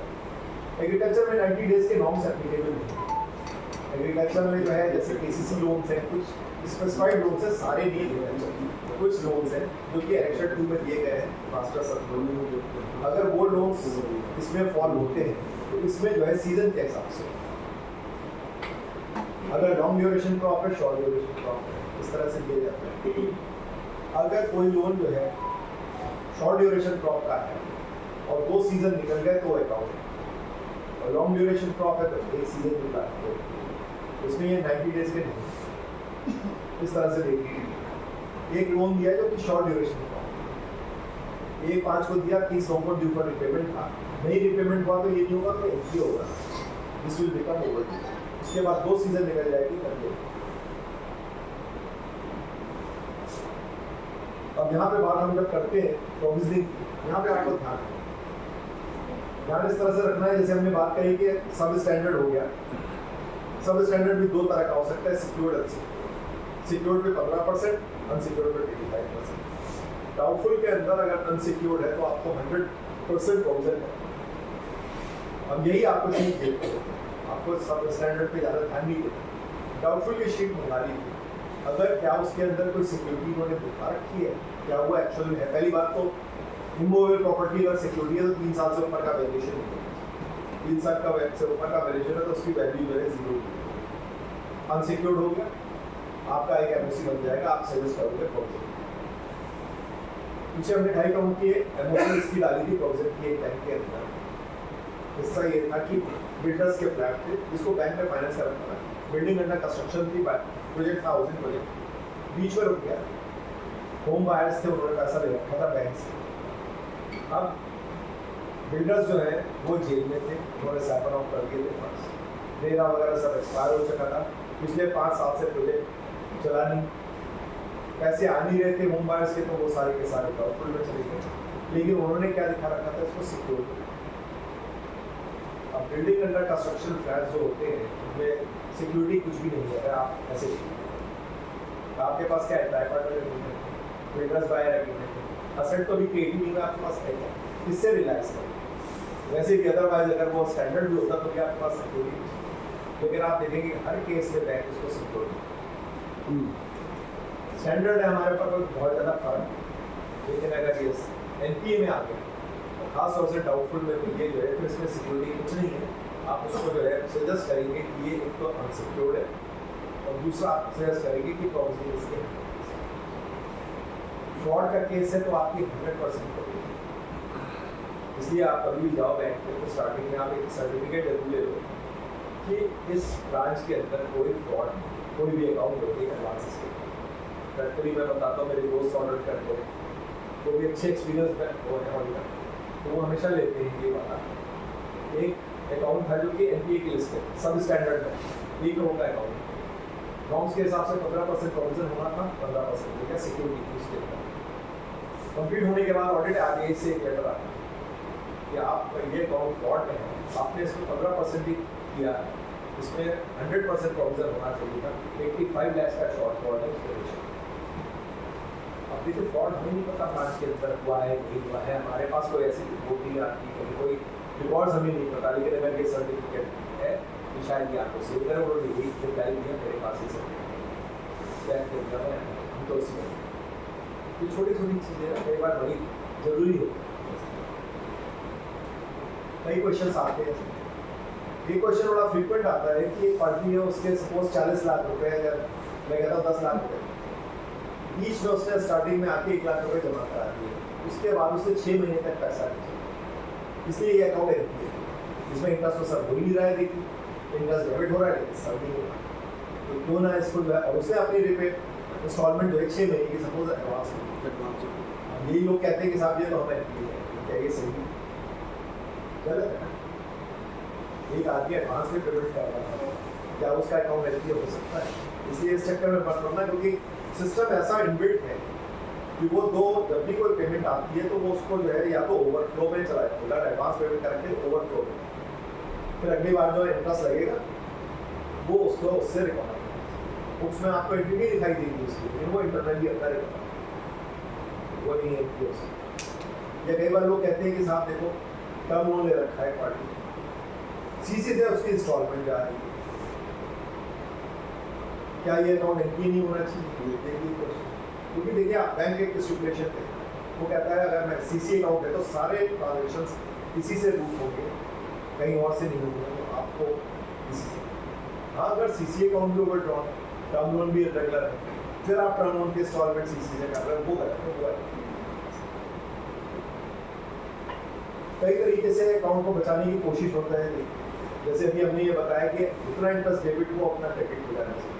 अभी लोग क्या करते हैं, जैसे एक केस में मैंने देखा पैसा नहीं आया, अकाउंट विद लिमिट, लेकिन पैसा नहीं आया उसका उस कैटेगरी में कि जितना इंटरेस्ट डेबिट होता है क्रेडिट आना चाहिए, उन्होंने एक किसी और अकाउंट से पैसा ट्रांसफर किया और अगले दिन ये नरेशन डाला कि wrongly transferred on this date now, ये भी कर सकते हैं। या ऐसे से देखें एक ब्रांच के अंदर अकाउंट एनपीए हो रहा है, किसी और दूसरी ब्रांच से सिक्योरिटी दी गई है उस पार्टी को और वो सिक्योरिटी का पैसे है, कुछ भी हो सकता है। एक अकाउंट तो हमने ऐसा देखा था जो कि 90 का हो, टोटल लिमिट थी उसकी 30 का होकर अकाउंट में बैलेंस आ गया 90 का। अब ये कैसे हुआ ये तो खैर अभी हम आपको बताएंगे, वो सिर्फ उसका एक ही होता है एलसीडी होता है। अब उसको बचाने के लिए 6 नवंबर की बात है, ध्यान है उसमें वो अकाउंट क्योंकि सिस्टम आजकल एनपीए करता है तो कर देता, तो उन्होंने कहते हैं रेगुलर पोर्शन था उसको उठा के एक सीसी अकाउंट वहाँ पैसा ट्रांसफर और अगले दिन कुछ अगर ऐसा दिखता है तो सर आप अवर ग्रीनिंग ऑफ अकाउंट्स होती है। एक अकाउंट अगर दिया है वो एनपीए हो रहा है तो मान लो उसी के दूसरे सिस्टर कंसर्न नया अकाउंट गया उससे यस बैंक पे यही चलता था, ये अकाउंट से दूसरे दूसरे तीसरे। अब देखिए जैसे हम एक बात करते हैं, अकाउंट लिमिट में है, सब कुछ ठीक है। हमने देखा आपके कॉन्वेंट ऑर्डर के अभी तो बता रहे हैं इस अकाउंट की, जिसका स्टैट्यूटरी ऑडिटर ने सैंक्शन आया जोनल ऑफिस से, उन्होंने कहा कि ये अकाउंट जो है जस्टिफाई नहीं हो रही है, इसकी अकाउंट 95 लाख रुपए की है, इसलिए इस अकाउंट को रिड्यूस किया जाएगा 2,50,000 रुपए से every month till this limit which is 1,70,000। अब 1/12/23 को इसकी लिमिट कितनी होनी चाहिए, 1,70,000। सिस्टम में किया नहीं गया, पैसा आया नहीं, 1,95 लाख रहा, बैलेंस विद इन 195 रहा, लेकिन 170 के। अगर आप स्ट्रिक्टली स्पीकिंग करेंगे तो ये अकाउंट एनपीए है, क्योंकि 170 के जैसे बीपी इसकी 170। ये हमें देखना जरूरी है। पार्टी ने कुछ नहीं दिया, ऐसे ऐसे देखे 4 करोड़ का एक अकाउंट था, उसका लिमिट बढ़ा दी सिस्टम के अंदर, अकाउंट एनपीए हो गया, बाद में अकाउंटेबिलिटी बनी, पता चला उसका कोई प्रपोजल नहीं बना था अकाउंट। अब सर हम बात करते हैं बड़ी प्रैक्टिकल चीज, सीसी। अब हम एक 2 दिन या 3 दिन में जा रहे हैं, हमें करना है, हमारा सारा फोकस होना चाहिए सीसी अकाउंट्स। सीसी अकाउंट्स को आप पहले सबसे पहले काम क्या करेंगे, आपने सीसी अकाउंट्स की लिस्ट ली, ये छोटे मोटे 2-4 लाख को छोड़ दीजिए, जितने भी अकाउंट से एक बार उसका ऑपरेशन अकाउंट। सीसी अकाउंट वही अच्छा है जिसके अंदर बैलेंस फ्लक्चुएट हो रहा है, पैसा आ भी रहा है, पैसा जा रहा है, उसका मतलब वो बिजनेस क्या है। कभी उसका बैलेंस सपोज 5 होगी, तो कभी 1 करोड़ की रहेगी, कभी 1 करोड़ से बढ़ते 5 की रहेगी, रेगुलर एंट्री आ रही है, कैश मतलब तो रेमिटेंसेस क्रेडिट में भी आ रहे हैं, उस अकाउंट का हम बहुत ज़्यादा कंसर्न। अकाउंट देखा जी वैसा जिसके अंदर पैसा आ रहा है ना जा रहा है, सिर्फ इनकम। अब कई बार हम लोग जोश में आ जाते हैं, कहते हैं इसमें अकाउंट में टर्नओवर तो नहीं है, अकाउंट को हमने ब्रांच हमेशा ये कहेगी कि ये टर्नओवर मेथड तो नहीं है, हाई टॉप्स टर्नओवर के बेसिस पर आप रखिए, ताकि आप इतनी जल्दी जो है किसी कंक्लूजन पर ना चले, आप अपना ग्राउंड पक्का ताकि मैनेजर आपको कुछ नहीं, क्योंकि सबसे बड़ी वीकनेस किसी अकाउंट की यही है, अगर उसके कारण में टर्नओवर हमारा तो ये रखा है मेथड, बाकी आप लोग जैसे कि आप एक बार सीसी अकाउंट को साथ आपने ऐसे अकाउंट मालूम चला एक बार आइडेंटिफाई किए जो बड़े बड़े अकाउंट है, उनमें ऑपरेशंस लेने से इंडस्ट्री सब हो रहा है बॉन्डिंग्स। अब आप बढ़िया आगे स्टॉक आप देखिए ऐसे अकाउंट को आइडेंटिफाई करके कि क्या ये एक्चुअल फैक्ट्स दे रहा है स्टॉक स्टेटमेंट में या फिक्टिशियस, सिर्फ डीपी लाने के लिए जो है स्टॉक। आप देखेंगे कि 31 मार्च 24 की बैलेंस शीट आ चुकी है, आप उससे कंपेयर करेंगे स्टॉक स्टेटमेंट से, मालूम चला बहुत ज़्यादा मोटा वहाँ आ रहे थे स्टॉक स्टेटमेंट में 10 करोड़ के स्टॉक्स, यहाँ ऑडिटेड बैलेंस शीट में आ रहे 2 करोड़ के स्टॉक्स। अब आप फिर दोबारा सेटअप करके लाइन को आपने कहा सर ये स्टॉक वो है डीपी नहीं बनती हमारे हिसाब से। अब मैनेजर कहेगा सर ये तो पुरानी बात हो गई, 6 महीने 8 महीने तो आप चल के बोला 2 फैक्ट्री जरूरी है सब कुछ है, आप क्या करेंगे। 31 मार्च का तो ऑडिटेड बैलेंस शीट के स्टॉक नहीं, उसको तो कोई चैलेंज कर नहीं सकता। फिर बैंक को उससे मांगो कि 31 दिसंबर तक कितनी परचेज की, 31 दिसंबर तक कितनी डोनेट से निकाल लो सर। एक मोटा मोटी आपको जीडी एडजस्ट करके आ जाएगा कि कितना स्टॉक 31 दिसंबर को डेटर्स का उससे क्वार्टरली डेटर्स का सी का सर्टिफिकेट और क्रेडिटर्स का ले लो उससे। अब आपने देखा कि क्या नीति बनती है, अगर अभी भी नहीं बन रहे तो आप मैनेजर के पास कुछ कहने के लिए आपका और आगे बढ़ सकते हैं। अब यहाँ पे थोड़ा सा ये तो हो गया एनपीए का, आपको कुछ और वार्निंग सिग्नल्स मिल सकते हैं स्टॉक स्टेटमेंट।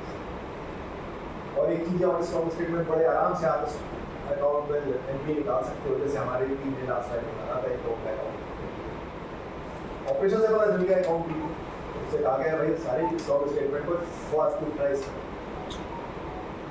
फर्स्ट अप्रैल 30 अप्रैल की जो डेटर्स की लिस्ट देखी और जो 20 फरवरी की लिस्ट देखी, जो डेटर्स थे मोटा मोटी वही 30 अप्रैल में भी वही मतलब काफ़ी बड़े बड़े डेटर्स ऐसे थे जो 9 महीने 10 महीने पहले भी वही थे, वही सेम आउटस्टैंडिंग। आइडल पड़े हुए हैं। मतलब ये कि 90 डेज का आपका नॉर्म्स है, नॉर्मली बैंक 90 डेज के डेटर्स को खाते हैं। कोई क्या कह सकता है, ये तो कह नहीं सकता कि 90 डेज के हैं, तो सारे यही बता रहे हैं। यही सारे बैलेंस शीट से पता लगता है। सब यही आपका एक बड़ा हथियार बन सकता है। आप देख रहे हो अकाउंट गड़बड़ चल रहा है, आपको स्टॉक स्टेटमेंट में और चीज़ें दिख रही हैं। 50% या 80% स्टॉक ऐसा मिलेगा जो WIP WIP को तो कोई वेरीफाई नहीं कर सकता। एक बड़ा हथियार सर आपको ये वार्निंग सिग्नल है कि डेटा नहीं करता है। नेचर ऑफ बिजनेस क्या है? नेचर ऑफ बिजनेस ऐसा है कि इतना लंबा चौड़ा उसका टाइम नहीं देता। अब वो पेन मैन्युफैक्चरर और दिखा रहा है कि मेरा 30 दिन का जो है WIP अब ऑडिटेड बैलेंस शीट देख लीजिए, एक फिगर देख लीजिए इसके अंदर। अब हम जा रहे हैं फ्रॉड एक्ट, तो हम एनपीए एडवांसेस टू सप्लायर्स की फिगर बढ़ेगी क्या? बैंक में पैसा जमा नहीं, ऑपरेशंस बढ़िया है, प्रॉब्लम लग रही है कि अकाउंट में है, और इधर एडवांसेस टू सप्लायर्स ये भी हो सकता है सर कि इसमें जो है साइकिल ऑफ कर सप्लाई क्यों नहीं उसको गुड सप्लाई कर रहा है, जो चीज़ है इससे एक्सपेंशन तो बैंक को मांगना चाहिए। ऐसे देखिए 800 करोड़ रुपये 5-5 साल तक पड़े रहे हैं बैंकों के बैंक, बाद में पता चला ये सब फंड्स आ रहे हैं। क्या मिड टर्म रिजर्वेशन तो नहीं है ऑडिटर्स का, स्टेशनरी ड्यूज तो नहीं है कुछ अकाउंट, और बाद में आपको स्टॉक ऑडिट रिपोर्ट या कोई ऐसे। देखिए बैंक वाले बड़े होशियार हैं, एक जगह हम जाते हैं वहाँ 3 साल से कॉन्ट्रैक्ट ऑडिट कर रहे हैं।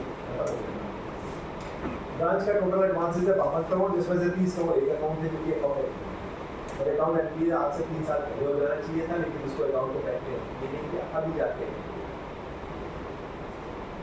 स्टॉक ऑडिटर कह रहा है उसकी लास्ट ईयर की स्टॉक ऑडिट वो कह रहा है कि इसकी डीडी बनती है 2 करोड़ 20 करोड़,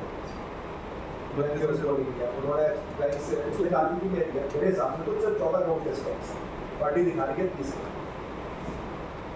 उन्होंने एक्सप्लेनेशन मांगी, पार्टी ने दे दी एक पेज पे कि नहीं मेरे 30 करोड़ के बैंक। हम भी लिख रहे हैं कि इसके अकाउंट में ऑपरेशन नहीं, जो भी पैसा आता है वो सिस्टम कंसल्ट से आता है। बिल्कुल भी इसके डेटर्स जो है अगर है तो उसमें से ज़्यादातर डेटर्स ऐसे ही कि बहुत पुराने हैं, 10 करोड़ के डेटर्स ठीक है। फिर बैंक में आजकल एक पॉलिसी क्या हो गई कि चलो कॉन्ट्रैक्ट ऑडिटर से ही सर्टिफाई करा लो सारी ये नया सिस्टम शुरू हो गया।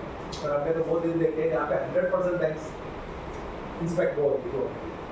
अब ये हो गया है कि चलो यार कॉन्ट्रैक्ट ऑडिटर को 5000 रुपये देखे ना, उससे अब उन्होंने क्या किया, जैसे हम कर रहे हैं बैंक का, कहा गया कि आप ही कर लो इसको, स्टैट्यूटरी ऑडिटर अपॉइंट नहीं, 2 साल से स्टैट्यूटरी ऑडिट नहीं ब्रांच जो बता रहा हूँ सर। स्टैट्यूटरी ऑडिट की वैल्यू महिमा कॉन्ट्रैक्ट ऑडिटर को कोई भी कह लो, लेकिन हमारे भी पार्टनर्स हमने मना कर दिया कि ये अकाउंट है, या तो इसको बोलो तो एनपीए करके हम उसकी डालेंगे, तो उसको भी छोड़ना कि चलो भैया ऑडिटर नहीं मान रहा, लेकिन आप ऑडिट के ही जो है चलते। तीसरे कितना साल पीछे हो गया, तीसरे साल हुआ है, तीसरे साल में उसकी फॉरेंसिक का भी उनको जोश आ गया है। एक ऑडिटर को अपॉइंट किया, 50,000 का उसको ऑफर किया, उसने स्टार्ट किया और उसने तो ये 50,000 का एक ऑफर है। अब ये देखिए एक अकाउंट है, वार्निंग सिग्नल है 31 मार्च में, हम देखते क्या होगा। अकाउंट कॉन्टिन्यूसली होल्ड ऑन है 1 जनवरी से, अकाउंट का ऑपरेशन सही है। अब उस अकाउंट का जिसके ऑपरेशन सही नहीं है या हमारे पीरियड पे कॉन्ट्रैक्ट में देख रहे हैं कि वार्निंग सिग्नल है, तो क्या देखा था, पहले तो देखा कि डेटर्स का रियलाइजेशन कैसे है।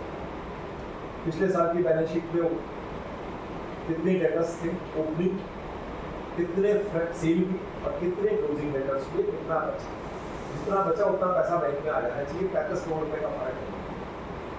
अब अगर पैसा नहीं आ रहा तो सर ये बड़ी हो रही है, क्योंकि इसके 2-3 चीज़ें हैं।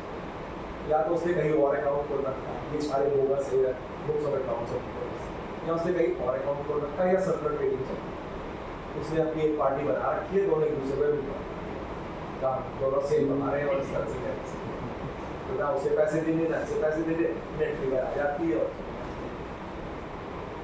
अब स्टॉक स्टेटमेंट को कभी 31 मार्च की देता नहीं, कभी 4 मार्च की दे रहा है, कभी कहाँ ये चीज़ मिल रही है, बड़ा गड़बड़ है। स्टॉक स्टेटमेंट में उन्होंने 3 कॉलम बना रखे, raw material, WIP, raw material से जितना कन्वेंशन होगा WIP में आना चाहिए, WIP से जितना कन्वेंशन होगा फिनिश में आना चाहिए। यहाँ पे फिगर आ रही है रॉ मटेरियल की माइनस WIP से रिडक्शन हो रहा है 6.48 लाख का, फिनिश गुड्स में एडिशन हो रहा है 3 करोड़ का। पार्टी के स्टॉक स्टेटमेंट्स ही बोलते हैं। और ग्रुप अकाउंट के अंदर एक बड़ा मेजर ग्रुप अकाउंट है जिसका OPS हो कैसे सर ये वार्निंग सिग्नल्स है। हम कुछ केसेस ड्रॉप करते हैं सर, एक वर्ड होता है जहाँ LC लेटर, ये सबसे खतरनाक है। हम लोगों का पूरा कंसंट्रेशन रहता है फंड बेस पे, CC पे होता है, टर्म लोन में रहता है, OD में रहता है, एक्सपोर्ट पे, तो वहाँ से पैसा निकला है। लेकिन हम लोग ऑफ बैलेंस शीट आइटम्स से लेटर ऑफ क्रेडिट क्या करें, बैंक गारंटी को मत देखिए कोई बात, लेकिन लेटर ऑफ क्रेडिट जो है वो सबसे खतरनाक है। अभी मैंने अभी आपको बताया कि अकाउंट है जिसमें 30,000 होके वो बैलेंस रहेगा 90 हो, सिर्फ एक ही हो सकता है सर LC, छोटा सा वर्ड है लेटर ऑफ क्रेडिट। ये मेरे ख्याल से बैंकिंग सेक्टर में ये सबसे खतरनाक है। बहुत सारे केसेस में फॉरेंसिक में कॉन्फिडेंस हम लोग देखे हैं जहाँ पे बैंक के fund cyber of credit through this letter of credit as such कोई इशू नहीं। एक सप्लायर है, एक बायर है, ना सप्लायर बायर पे ट्रस्ट करता है, ना बायर सप्लायर पे ट्रस्ट करता है। उसको ट्रांजेक्शन को करने के लिए बैंक का जो कस्टमर का बैंकर है वो पीछे आता है, वो एक डॉक्यूमेंट्री क्रेडिट होती है, अपनी गारंटी देता है सप्लायर को कि जब आप अपने मटेरियल को डिस्पैच कर दोगे, आप अपने बिल्स भेजेंगे हमारे पास, तो उस बिल की गारंटी पेमेंट की हमारी तरफ से है। दिस इज कॉल्ड मतलब सप्लायर एश्योर्ड है कि उसको पेमेंट सर ये 2023-13 की बात है, हमने स्टार्ट की इस ब्रांच की ऑडिट ऐसे कॉन्करेंट ऑडिटर और a principally fees of 20,000 rupees per month, fees भी बड़ी जोरदार होती है, लेकिन अपनी गर्दन किसकी नज़र आती है तो सिर्फ फीस नहीं, it is a very trusted fees. 15 में जब खत्म हुआ ऑडिट, जब स्टार्ट करी तो उस ब्रांच की टोटल NPA थी 23 लाख, और जब 30 जून को जब ये खत्म हुआ हमारा तब 430 करोड़ में 4 से 5 crore just because of one regular account, और उसके अलावा भी बहुत सारे के अकाउंट्स थे इससे रिलेटेड नहीं है, बहुत प्रॉब्लम्स थी। अकाउंट में मेजर पार्टी थी, बहुत टाइम से थी, बहुत अच्छी पार्टी थी, धीरे धीरे इसने फंड साइकिल ऑफ करने शुरू करे, इसने कहीं और किसी बिजनेस में लगाने शुरू किया, और उसको यही सबसे अच्छा तरीका दिखाई दी कि उसकी 2 लिमिट्स थी, कैश क्रेडिट की थी और LC नॉन फंड। LC ऐसे नहीं इशू की जाती, बैंक किसी का CC अकाउंट होगा उसी की LC इशू करेगा। जब एक LC इशू की जाती है तो उसमें एक मार्जिन रखा जाता है, सपोज अगर उन्होंने कहा 15% का मार्जिन है, 10 करोड़ की LC इशू हुई तो 1.5 करोड़ रुपये की इसकी LC, बाकी 85% वो एक तरह से क्लीन है। क्लीन तो क्या है, जो एग्जिस्टिंग असेट्स है उसी को जो है इसमें चार्ज स्टॉक्स हो गए, प्रोडक्ट्स हो गए, प्रॉपर्टी हो गई, अब इतनी सारी जो है असेट्स नहीं होती कि 100% तो LC के ट्रांजेक्शन। अब इसकी एक सप्लायर था जो किसी और बैंक में था, बैंक का नाम भी ले लेता हूँ, बाकी सिंडिकेट बैंक का सप्लायर था, IOB का हम ऑडिट करते हैं, यहाँ से ये कस्टमर का अकाउंट पहले ठीक चलता, फरवरी 14 से लगने लगा कि इसमें कुछ करना, CC अकाउंट ओवरड्राउन होने लगा।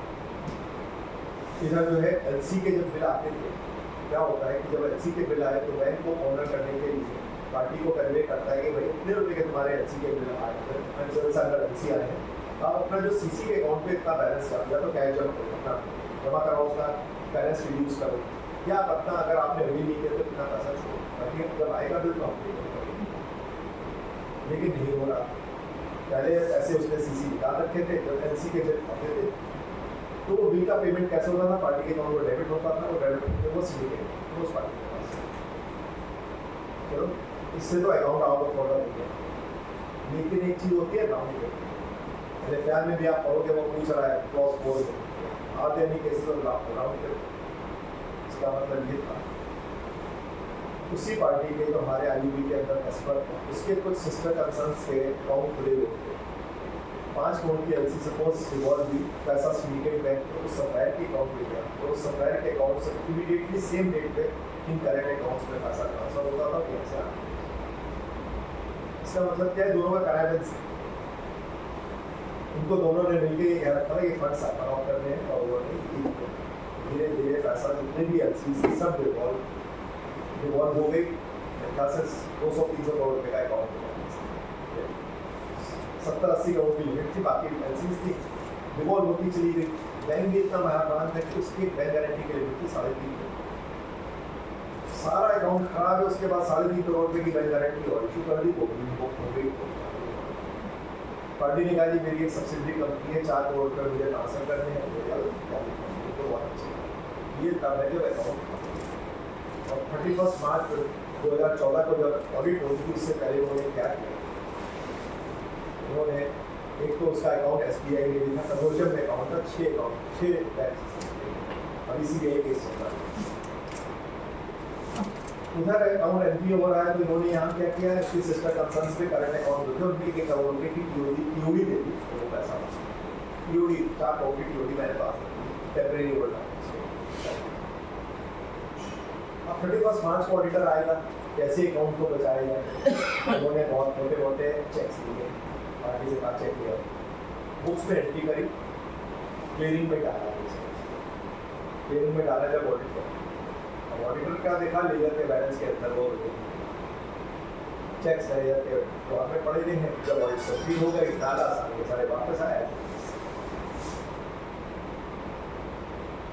अब इसमें देखिए स्टॉक्स जो है, जब हम स्टॉक स्टेटमेंट दे रहे हैं 50% स्टॉक्स इनकम, सारी चीज़ें हो रही थी, तो अब हमें थोड़ा सा, क्योंकि सबसे पहले अगर कोई फ्रॉड होता है तो पंकज ने ऑडिट करता है, उसकी गर्दन पकड़ने के लिए कि अगर ये बता देता तो फ्रॉड नहीं, ये केस में कुछ नहीं हुआ ऐसा, लेकिन हमें अपनी बात बचानी थी। इसके पता था ये केस आखिर में CBI में जाएगा, प्रॉब्लम्स आएगी। एक स्पेशल रिपोर्ट बनाई, इसकी पूरी फैक्ट्स पढ़कर दिए चेयरमैन और GM को इंस्पेक्शन करेंगे।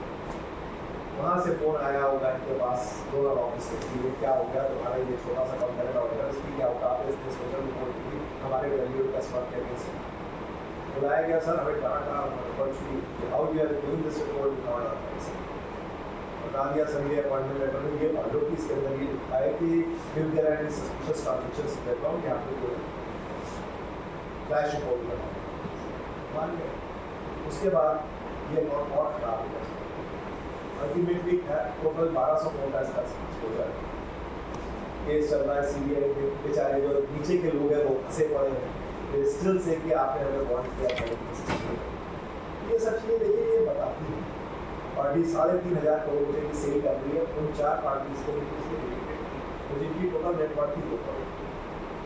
तो ये सब चीज़ें बताती हैं। अब आया सर दूसरा केस, 1 साल बाद हमने जो है एक और सिंडिकेट बैंक के हमारे पास ऑडिट आई, जिसमें वही अकाउंट था उसी पार्टी का जो कि और रॉन्ग, क्योंकि ये अकाउंट ड्यूबियस था, मैंने देखा था कि ये वाला auditors of the syndicate bank था, उसको थोड़ा सा वॉच किया कि क्या है, तो देखा उसकी भी CC लिमिट थी, उसकी भी LC लिमिट्स थी। पार्टी के फाइनेंशियल्स बड़े अच्छे, जो भी दे रहा था बैलेंस शीट वगैरह, एक भी डेटर अबव 6 मंथ, पहले तो क्लासिफिकेशन ऐसे होता था, फॉर क्लासिफिकेशन चाहिए होता, तब जो होता था less than 6 months, more than 6 months, यही होता था शेड्यूल 6 के हिसाब से।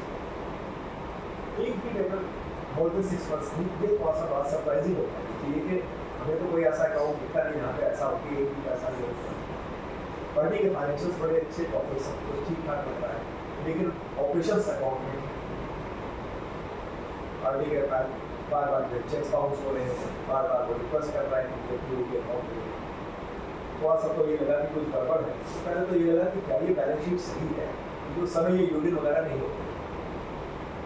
पार्टी ने उनसे कहा मैनेजर से, एजेंसी की बार आपने रिन्यू किया है, 3 साल से चल रहा है, और एक बार जरा इसको NCA की साइड पर चेक तो करवाओ। उन्होंने बताया कि 3 साल तक, 3 साल से इसमें मेरे रिटर्न्स आ रही है,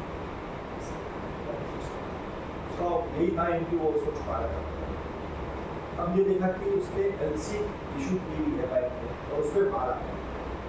जब माल आया हुआ है तो उसमें बैंक को जो है बैंक की क्रेडिट प्रोवाइड कर रहा है पार्टी, क्योंकि वो जब माल आ रहा है तो उसका पेमेंट से 3 महीने बाद, क्योंकि माल का LC कंडीशन ये है कि माल आएगा, उसके बाद एक बिल ऑफ एक्सचेंज होती है, उसमें वो पार्टी कहती है सप्लायर कि से 3 months from the date of this bill of exchange can you make a payment of so and so and 3 महीने का उसको क्रेडिट मिलेगा।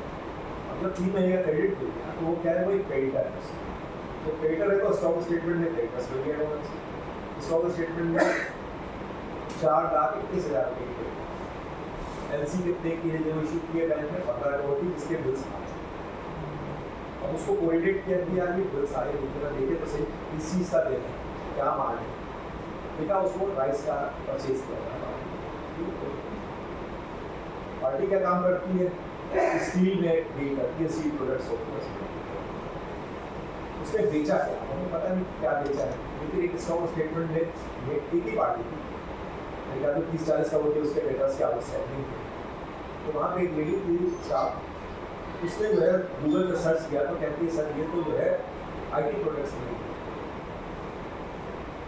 पार्टी डील कर रही है, स्टील बेच रही है, IT प्रोडक्ट्स खरीद रही है। अब ये सारी शेयर कंपनीज सारे गलत काम दोनों जो है जेल गुआर के हैं, अभी पता चला है, लेकिन बैंकिंग फ्रॉड है GST। अभी 6 महीने पहले एक न्यूज़ आई 10,000 करोड़ का GST फ्रॉड पकड़े गए थे। ये वो उसका जो पहली वाली कंपनी थी, उसका जो प्रमोटर है उसका ही ये लोग फर्क एक जगह से दूसरी जगह से। अब देखिए एक फॉरेंसिक की थी जिसमें 400 करोड़ का LC तो खैर थी उसके अंदर, लेकिन यहाँ पे ऑडिटर्स के फाइनेंशियल्स की जो सर्टिफिकेशन है वो आता है। जब लोन दिया गया उस समय एक कागज के अंदर था कि अनडिस्प्यूटेड स्टेटमेंट 30,84 लाख, उसमें लिखा हुआ है ऑडिटर ने undisputed statement due over 6 months 30,84 lakh. वो बड़ी बॉर्डर किसी ने पूछा ही कि आगे 30 करोड़ रुपये पेमेंट किए, आजकल नील स्टेटमेंट ड्यूज का सर्टिफिकेट लेंगे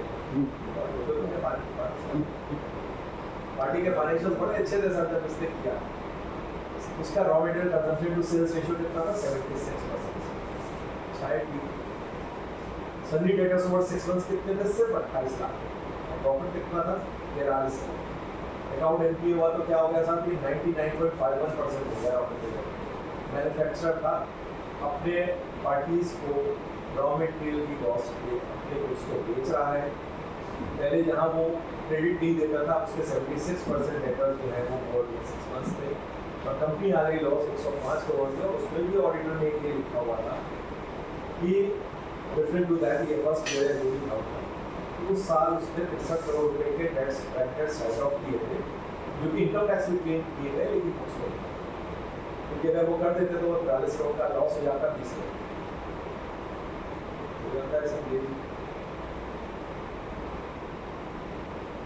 ये देखो सर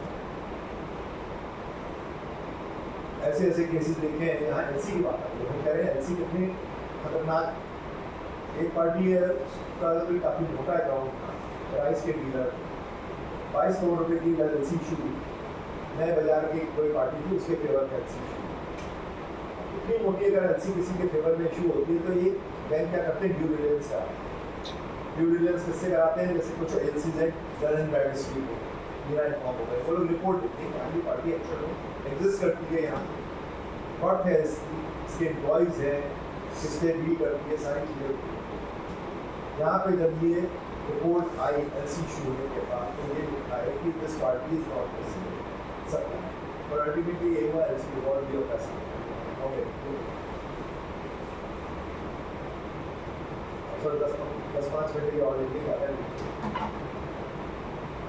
एंड यूजर बहुत जरूरी। इसके अलावा एक काम और करिएगा, प्लीज शेयर कर रहे हैं प्रॉपर्टी का लोन जब फाइनेंस होता है हाउसिंग लोन, हमें ये देखना चाहिए कि जब कंपनी सर्च रिपोर्ट दे रहा है उसके हिसाब से प्रॉपर्टी की डॉक्यूमेंट्स नहीं करते हैं।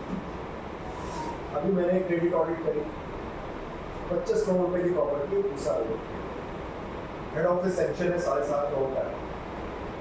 हेड ऑफिस सेंक्शन में ये लिखा गया है कि 2 सेलर होंगे जॉइंट सेलर से और 3 जॉइंट बॉर्डर्स होंगे, जो कि परचेजर्स भी वही होंगे, 3 बॉर्डर्स। ठीक है, बिल्कुल क्लियर करना है। एग्रीमेंट टू सेल भी ऐसा बना जिसमें 2 सेलर से और 3 बायर्स, प्रॉपर्टी जॉइंट। 5 मिनट का काम लगता है कि इसमें ज़्यादा कुछ है नहीं। फीस है सर 5,000 रुपया होगा, इसमें से आप मुझे मिलने 2,500। कहने को तो एक आर्टिकल को भेज दो और करवा लो, कोई दिक्कत नहीं, लेकिन सर मन नहीं। जाके देखा तो क्या देखा, 2 सेल डीड बनी, एक सेल डीड बनी है 12.5 करोड़ की, एक सेल डीड बनी है 12.5। एक सेल डीड में 2 जॉइंट सेलर है और एक जॉइंट, और एक सेल डीड में एक सेलर है और 3 बायर। अब क्या है ये भगवान जाने, किस तरह से क्या है, लेकिन there is something wrong. Report की तो फिर बिजनेस इंक्वायरी शुरू होगी।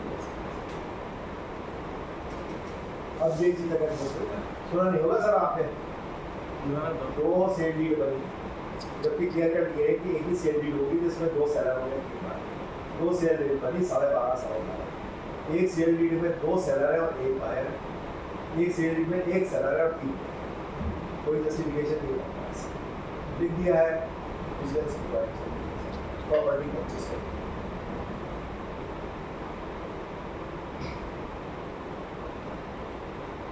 अभी ये कॉर्ट है, रियल एस्टेट में पास ये था, फॉरेंसिक में था 100 करोड़ की लिमिट, ज़्यादा नहीं था, 25 करोड़ की लिमिट थी। मतलब कहीं कहीं जगह हमारे को ऑडिट नेग्लिजेंस भी है। सीसी अकाउंट दिया गया है, आरटीजीएस का क्लियर कट लिखा है कि ये रियल एस्टेट कंपनी का नाम लिखा हुआ है, 25 करोड़ सारे के सारे वहाँ, लेकिन स्टॉक ऑडिट जो हुई है, स्टॉक ऑडिटर ने लिखा है कि डीपी, जब डेटर्स देख रहे हैं तो 1 साल पहले के डेटर्स भी बनी है और इस साल की डीपी बनती है। बैंक वाले देख नहीं रहे, सामने के सामने आरटीजीएस से करके और तो वही है। अब ये देखो एक बड़ा अजीब सा केस है, जिसके हम कह रहे हैं कि हम ऐसी ऐसी चीज़ देख रहे हैं जो पहले कभी थी। फिनेकल के अंदर एक बड़ी भारी कमी क्या है कि अगर कोई एफडीआर मैच्योर हो या बीच में ब्रेक की जाए तो वो आपसे पूछता है ये पैसा कहाँ लेके गए, क्या उसी अकाउंट में जहाँ से एफडीआर बनी जिसको नोटिस या कहीं और। अब एक ब्रांच है, खालसा कॉलेज की ब्रांच है, यहाँ पे पब्लिक डोमेन में से कोई पंजाब से एक दिन सर फोन आया तो क्या हमें बताएगा कि आज एक मीटिंग होने वाली है, ये लास्ट कुछ क्या गया उससे पहले 3 साल पहले की बात है, 2-3-4 साल पहले की बात 2 है। साल पहले की मेरे यहाँ से बात है। एकदम से हम ऑडिट करते थे तो पहले चिपका लग गया हमारी ब्रांच में कुछ नहीं हो गया, अरे बात नहीं था, चलो ठीक मीटिंग है। फिर उन्होंने कहा ये ऑडिट हमने कुछ नहीं देखा, ये नहीं देखा और इस तरह से होना चाहिए, ठीक होना चाहिए, बस वो एडवाइस दे रहे हैं, पूरा उन्होंने गड़बड़ क्या पता जरा सा। खालसा कॉलेज के अंदर एक ब्रांच है, फिफ्टी डिपॉजिट बेस्ड है, लोग तो वहाँ साथ हैं, और वहाँ का जो कंटेंट ऑडिटर वो मेरे इन्होंने वो इस बैंक का CSC जो है, तो आप सोचो फीसें 14। अब वहाँ पे जो मैनेजर थी और जो सेकंड मैन था, दोनों ने मिलकर एक बड़ा ऐसा तरीका निकाला कि उन्होंने एक करंट अकाउंट खोला है सेकंड मैन की के नाम से, कॉलेज के एफडीआर कॉलेज के पास है, जो कि नॉर्मली उनको जो है मार्च में अप्रैल में ही देखना होता है, उसके बाद पीछे का कोई मतलब उनके पास एफडीआर है। इन लोगों ने क्या किया, उस कॉलेज के एफडीआर को सिस्टम में देख करके वो पैसा उन्होंने उठा के उस अकाउंट में ट्रांसफर किया जो करंट अकाउंट, वहाँ से ऑनलाइन गेमिंग को शेयर मारा। पर्पज यही था, अप्रैल से शुरू किया और ये 5 नवंबर को 23 को शायद पड़ा, वो भी एक विसिल ब्लोअर। पर्पज ये था कि ये शेयर मार्केट मारेंगे, पैसा लगाएंगे, यहाँ से कमाएंगे, जमा करा देंगे, पॉजिटिव जगह किसी को करना। लेकिन अब जब बीच में पता चला तो सब पता चला कि ये थोड़ा थोड़ा अमाउंट पहले आया 2 होता 4 होता, बढ़ते बढ़ते सब 90 करोड़ बढ़ते, उसमें से 52 करोड़ अल्टीमेटली जो बैंक को लॉस हुआ है वो सीधे सब देखिए इसमें कितना मतलब ऑडिटर के अलावा पूरे सिस्टम का है जो तुमने फिनेकल में ऐसा बंद छोड़ रखा है। जो उनका जो KYC एमएल डिपार्टमेंट है जिसका काम ये है कि कोई ड्यूली अपने अकाउंट के हैवी ट्रांजेक्शन हो रहे हैं, पीछे हाई वैल्यू ट्रांजेक्शन हुए हैं जिसमें 90 करोड़ रुपए ट्रांजेक्शन 6 महीने में हो सके, कुछ हो रहे हैं एमएल को नहीं पता, इस तरह की रिपोर्ट भी नहीं करते हैं, एमएल वाले तो रिपोर्ट भी नहीं करते सब हैं। मैंने फिर उसी तरह उसका ही उसी बैंक का एमएल का ऑडिट किया था, मतलब हेड ऑफिस का। मैंने उनसे पूछा कि आप कैसे करते हो, इतना बड़ा फ्रॉड हो गया, आपको पूछा नहीं? कहते हैं कि हम तो लिख देते थे, बैंक लिख देता था ट्रांसलेट की है नॉर्मल ट्रांजेक्शन से, और कॉलेज ने कहा है कि जगह वो तो दिया लेकिन पैसा कहाँ जा रहा है ये तो देखो। अब क्या हुआ कि उन्होंने इसको ब्लॉक कर दिया, जहाँ जहाँ फ्रॉड होते हैं वो ब्लॉक कर देते हैं, लेकिन अभी भी कई बैंक ऐसे भी आप ब्लॉक करते हैं। हमने जैसे RDBI का करते हैं वर्कर ऑडिट, मीटिंग में बोला सर ऐसा है, लोगों के लिए बड़ा रिस्क है, हम आज ही नहीं कर सकते, आप अपने सिस्टम में ऐसा ब्लॉक कर दो, आप PNB के अंदर आप ऐसे नहीं कर सकते, पंजाब सिंध बैंक में आप ऐसा नहीं कर सकते, RDBI में कर सकते हो, बैंक ऑफ इंडिया में कर सकते हो, कोई भी कर रहे हैं, क्या पता यूनियन बैंक में इजाफा को करा है, 18 को कैसे कर सकते हो, पूरी तुम सिस्टम में ये ब्लॉक कर देते हो। आज आप सेंट्रल बैंक के अंदर ऐसे नहीं कर सकते, उन्होंने ब्लॉक करा उनका जो पैकेज है वो अलाउ नहीं करता। कुछ बैंक सच में रखा है सर टाइम बॉम्ब में किसी भी काम करेंगे अभी IDBI में मैंने सजेशन दिया, उन्होंने ऊपर लिखा, ऊपर से लिख के आ गया रिपोर्ट में ठीक लॉग ऑन में ऐड हो गया। फिर तो उनका रेट ऑडिटर को वेरीफाई की ये जो है BR में छोड़ होती है वो से अपना सिस्टम। नीरव मोदी का सर इतना बड़ा फ्रॉड हुआ सिर्फ इस वजह से कि RBI ने कहा था कि जो स्विफ्ट सिस्टम है वो सीरियस है। मतलब क्यों लोग ये नहीं करते अपने सिस्टम्स को, छोटी छोटी चीज़ों में लगे रहेंगे। 14,000 करोड़ का फ्रॉड, पूरी तरह कोशिश की गई कि बैंक के ऑडिटर्स को, स्टैट्यूटरी ऑडिटर्स को या डेटा वेरीफाई बैंक को नीचे देखने का फ्रॉड भी नहीं था। क्योंकि सर क्या हुआ था, छोटा सा 2 मिनट का है लेकिन है बड़ा इंटरेस्टिंग, फॉरेन एक्सचेंज से रिलेटेड है। अगर कोई आदमी या कोई सप्लायर है उसका उसको पेमेंट करना है, उसके बाद 2 ऑप्शन है, या फिर ये अपने CC अकाउंट से दे दे 13-14% के, या फिर वो किसी और बैंक से भी फॉरेन में है उससे लेगा तो उसको 2-3% गवर्नमेंट प्रैक्टिस है। लेकिन दूसरा बैंक जो है वो एक गारंटी चाहेगा यहाँ के बैंक से, जैसे PNB है। PNB नीरव मोदी के बिहार पे कहता है कि अपने किसी और बैंक को बताइए कि आप पेमेंट कर दीजिए, ये सप्लायर से इसके आप पेमेंट कर दीजिए, कोई दिक्कत नहीं है, हमारी गारंटी है। दूसरे वाले बैंक को क्या लगता है, उसके तो फंड्स डिप्लॉय हो रहे हैं, अच्छे रेट पे वो आगे पेमेंट कर देगा सप्लायर को, क्योंकि उसका जो फंड है वो सेफ है, guaranteed bye a document which is called LOD। वो जाता है स्विफ्ट। PNB का स्विफ्ट सिस्टम है। स्विफ्ट सिस्टम जैसे हमारे यहाँ इंटरनेट होता है, बैंक टू बैंक में स्विफ्ट सिस्टम होता है जिसमें 10-15 हज़ार इंस्टीट्यूशंस जो है इनमें कोई भी फॉरेन एक्सचेंज ट्रांजेक्शन होते हैं तो जो मैसेज आता है वो स्विफ्ट है। एक स्विफ्ट का मैसेज दिया, दूसरे के ऊपर दोनों ने एक्सेप्ट कर लिया, दैट इज डिलीवरी का। तो आप ये नहीं कह सकते कि सारी गलती से या मैं ये पर्सन होता है। स्विफ्ट के मैसेज जाते थे, मतलब आप समझ लो इंटरनेट के मैसेज गए, दूसरे बैंक ने देखा ये इंस्ट्रक्शन है, ठीक है 17 से वो पैसा पे करना। चलता रहा सर 7 साल। एक आदमी वहाँ रखा था, क्या नाम था, Shetty. 1414 letter of credit issue LOU issue है, जिसके बेसिस पे बैंक से 14,000 करोड़ रुपए फंड्स ट्रांसफर की, जो अल्टीमेटली नीरव मोदी के पास है। किसी कोई सप्लायर सारे फेक थे, मेरा बायल और मॉरिशस और इधर उधर बना रखे थे, चेन कंपनीज पैसा सब फॉलोअप कर गया। जब ये कम हटा तो ये PNB वाले ने कहते थे ये तो हमारा आदमी आपका इसी भी था, ये तो सब गलत है, हमें नहीं हमारी कोई गलती नहीं है, RBI ने साफ कर दिया तुम्हारा ये स्विफ्ट मैसेज है, you are legally bound to.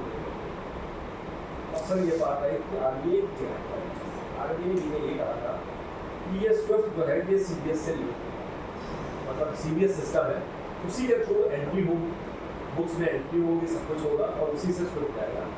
यहाँ पे ये था कि स्विफ्ट के मैसेज जा रहे थे लेकिन इसकी बुक्स में एंट्री नहीं हो रही।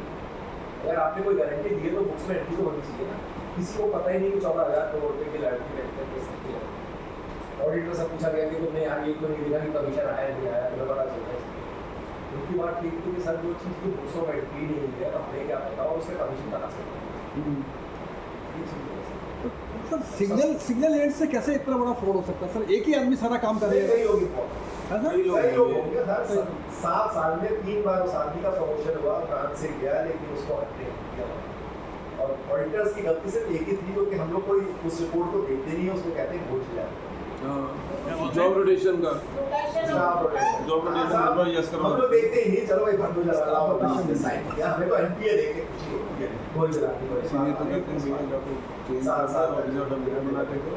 लेकिन ये भी फैक्ट है कि फॉरेन एक्सचेंज में लोग कहीं के अंदर बैठे रहते हैं, स्टाफ रोटेशन होता है। कोई सबसे ज़्यादा डिस्टर्बिंग केस बैंकिंग।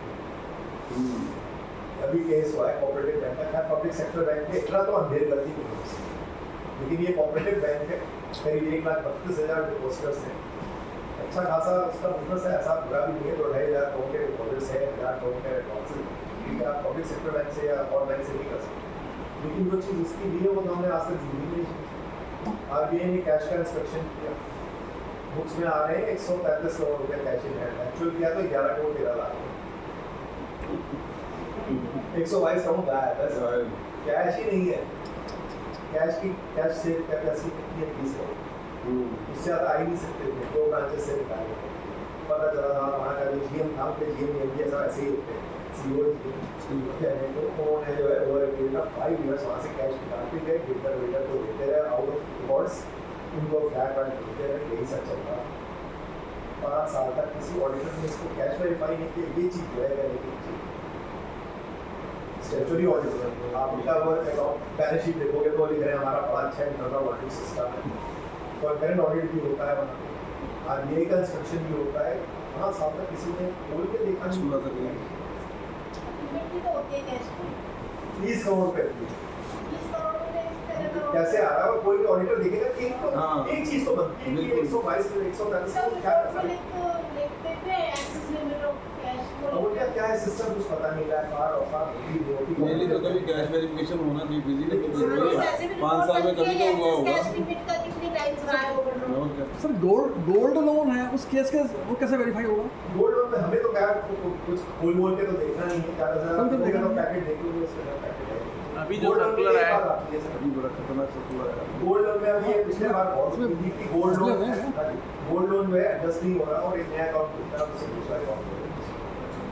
बहुत सारे ऑडिटर्स ने उसको परमिट भी कर दिया आरबीआई ने, आरबीआई ने परमिट भी कर दिया कि एक गोल्ड लोन बंद करके दूसरा खोल दो। देखिए अभी बैंक ऑफ इंडिया की जो मैं पॉलिसी बता रहा हूँ, मैं आप लोगों को उसके स्ट्रक्चर को उन्होंने ये कहा कि अगर कोई आदमी जिसका गोल्ड लोन ड्यू है, गोल्ड लोन कब ड्यू होता है सर? 1 साल बाद ड्यू होता है। एक समय 1 साल बाद भी अगर उसने एडजस्ट नहीं किया तो अकाउंट तो एनपीए नहीं होगा, हाँ। उसके बाद भी 90 डेज का टाइम पीरियड। लेकिन अगर कोई आदमी आता है तो उनकी पॉलिसी होती ऑन द सेम डेट या उससे पहले कहता है कि ये अप्लाई करता है कि मेरे को जो है आप गोल्ड को रिप्लेस करें और आप जो है मुझे फ्रेश गोल्ड लोन दें, और आपने पहले गोल्ड लोन को जो है उसी फ्रेश लोन से एडजस्ट कर दिया तो this will not be taken as a. लेकिन अगर आप बाद में आते हैं और बाद में कराते हैं सारा काम तो this will be taken as current bank आया। ये तो छोड़ो सर, आरडीबीआई बैंक का करंट करते हो वहाँ पे हमारे बहुत उन्होंने क्या रिपोर्ट दिया हुआ है कि आपको स्टाफ अकाउंट से ठीक है बिल्कुल कमांड भी है, वहाँ से लिखा तो साहब एक मेहनत के अकाउंट में 9,90,000 रुपये कैश है स्टाफ मेंबर जो कि लोन को डी। आज आश्चर्य हुआ कि एक स्टाफ मेंबर 9,90,000 कैश जमा करा रहा है। उनसे बड़ा हमसे पूछा कि क्या करेंगे साहब, ये गोल्ड लोन के है, मेरे पास तो कैश इतना है नहीं कि मैं 10 लाख रुपये में लोन देने वाला करके ले रखे हैं कि कैश जमा करा। तो मैंने तो क्या किया है कि 9,90,000 कैश की एंट्री हुई, दिखा दिया ये जमा हो गया, और उसी डेट में जो है देखिए इसकी कॉरस्पॉन्डिंग एंट्री आपको मिल जाएगी। मतलब ये तो है हाइट ऑफ न्यूसेंस। कैश में तो आप कुछ कर ही नहीं सकते, ऐसी एंट्री आपको तो बिल्कुल टैली वाला अकाउंट बना रखा है कि तो कैश जमा कराया कैश पे ऐसे ऐसे भी गोल्ड भी बड़ा खतरनाक है सर इनकी भी अलग मोटी बुक देनी चाहिए कि क्या क्या टाइप के फ्रॉड हो सकते हैं बैंक में। सर बहुत ये आना चाहिए, ये तो हम- भूल जाता है ना हम- आदमी, 2 हमारे साल पहले क्या हुआ। बैंक पे ऑडिट्स का है, रोज रोज ऐसी ऐसी चीजें देखते हैं कि हैरानी होती है कि सर हमने आपको क्या पीएमसी एमसी देख लो 21,049 अकाउंट खुले थे यहाँ पे, पेमेंट के डेड अकाउंट थे, कोई मर गया कोई कुछ हो गया, 7 हो गई कमेटी थी जो कि उसको मैंने क्रिएट। इसके अंदर 2 ऑडिटर जो थे वो अरेस्ट भी हुए क्योंकि सारा के सारा पैसा एक ही अकाउंट में गया एनपीआई 72%। सर बैंकिंग तो बड़ी शॉकिंग है सर, खत्म करें हम, डिनर का टाइम हो गया। वैसे मैं कोई अगर आप लोगों को किसी तरह की कुछ हो पीपीटी मेरे ख्याल से इसमें है, मोबाइल नंबर है, ये है, थैंक यू वेरी मच।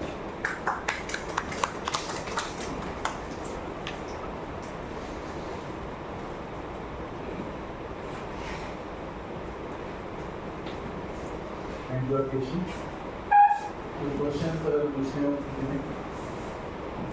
और सर ने लीक से हटकर इस बार केस स्टडी को ज़्यादा जोर दिया। सर कोई बैंक सेफ है इस वक्त?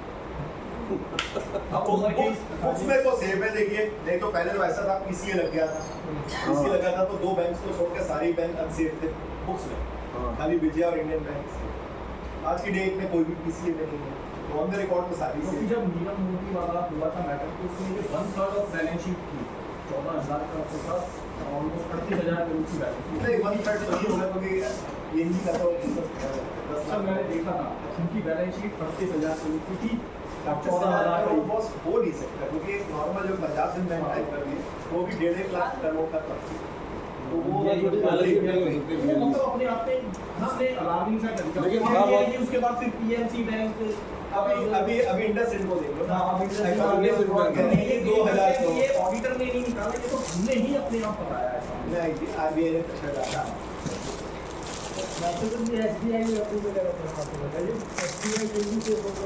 देखिए पब्लिक सेक्टर में सब सेफ है, प्राइवेट भी सब सेफ है, कोई जाता नहीं। यस बैंक देखो इंडसइंड तो फिर भी ठीक है। यस बैंक के एनपीए पैसा कमाओ और उड़ाओ, बस इतनी बस सोचो। यस बैंक के एनपीए थे 2% खाली बुक जब पैसा निकले तो कमाओ और 20% करो बस। ये पॉलिसी अपनाओ, पता लगा एंजॉय भी नहीं कर रहा और कहीं और कोई ले गया। नहीं, but our audit profession is safe or not? Let us say that. Not at all. Not at all. आज बच्चों को Neither in private nor in banking. Never.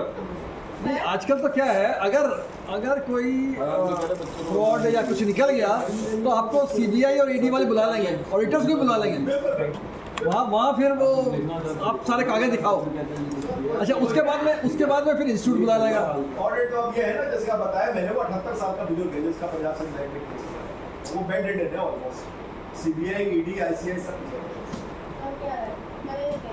करेगा, उसको भी क्या बुलाएंगे, बिल्कुल लास्ट स्टेज पे है वो, मतलब अपना वो ना हिल सके ना कुछ है। लेकिन ये भी उसके असिस्टेंट को बुला ले, इसलिए क्या है।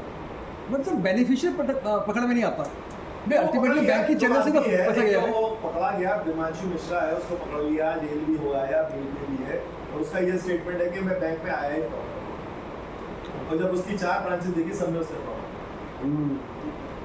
वो वैसे इंटेंशनली को बंदा सर लेकिन नीरव मोदी वाला जो फंड गए 11,000 करोड़, इसका तो कोई रिकवरी का चांस नहीं है। रिकवरी सिर्फ किंगफिशर के केसेस में, वो भी इंडियन एसेट Assets है ना. एसेट्स है ना। नीरव मोदी के डायमंड लेके क्या करोगे सब? सब नकली है. और क्या करोगे जब हाई कोर्ट की घोषणा दी तो क्या करोगे? जुलूम करके पैसे समस्या।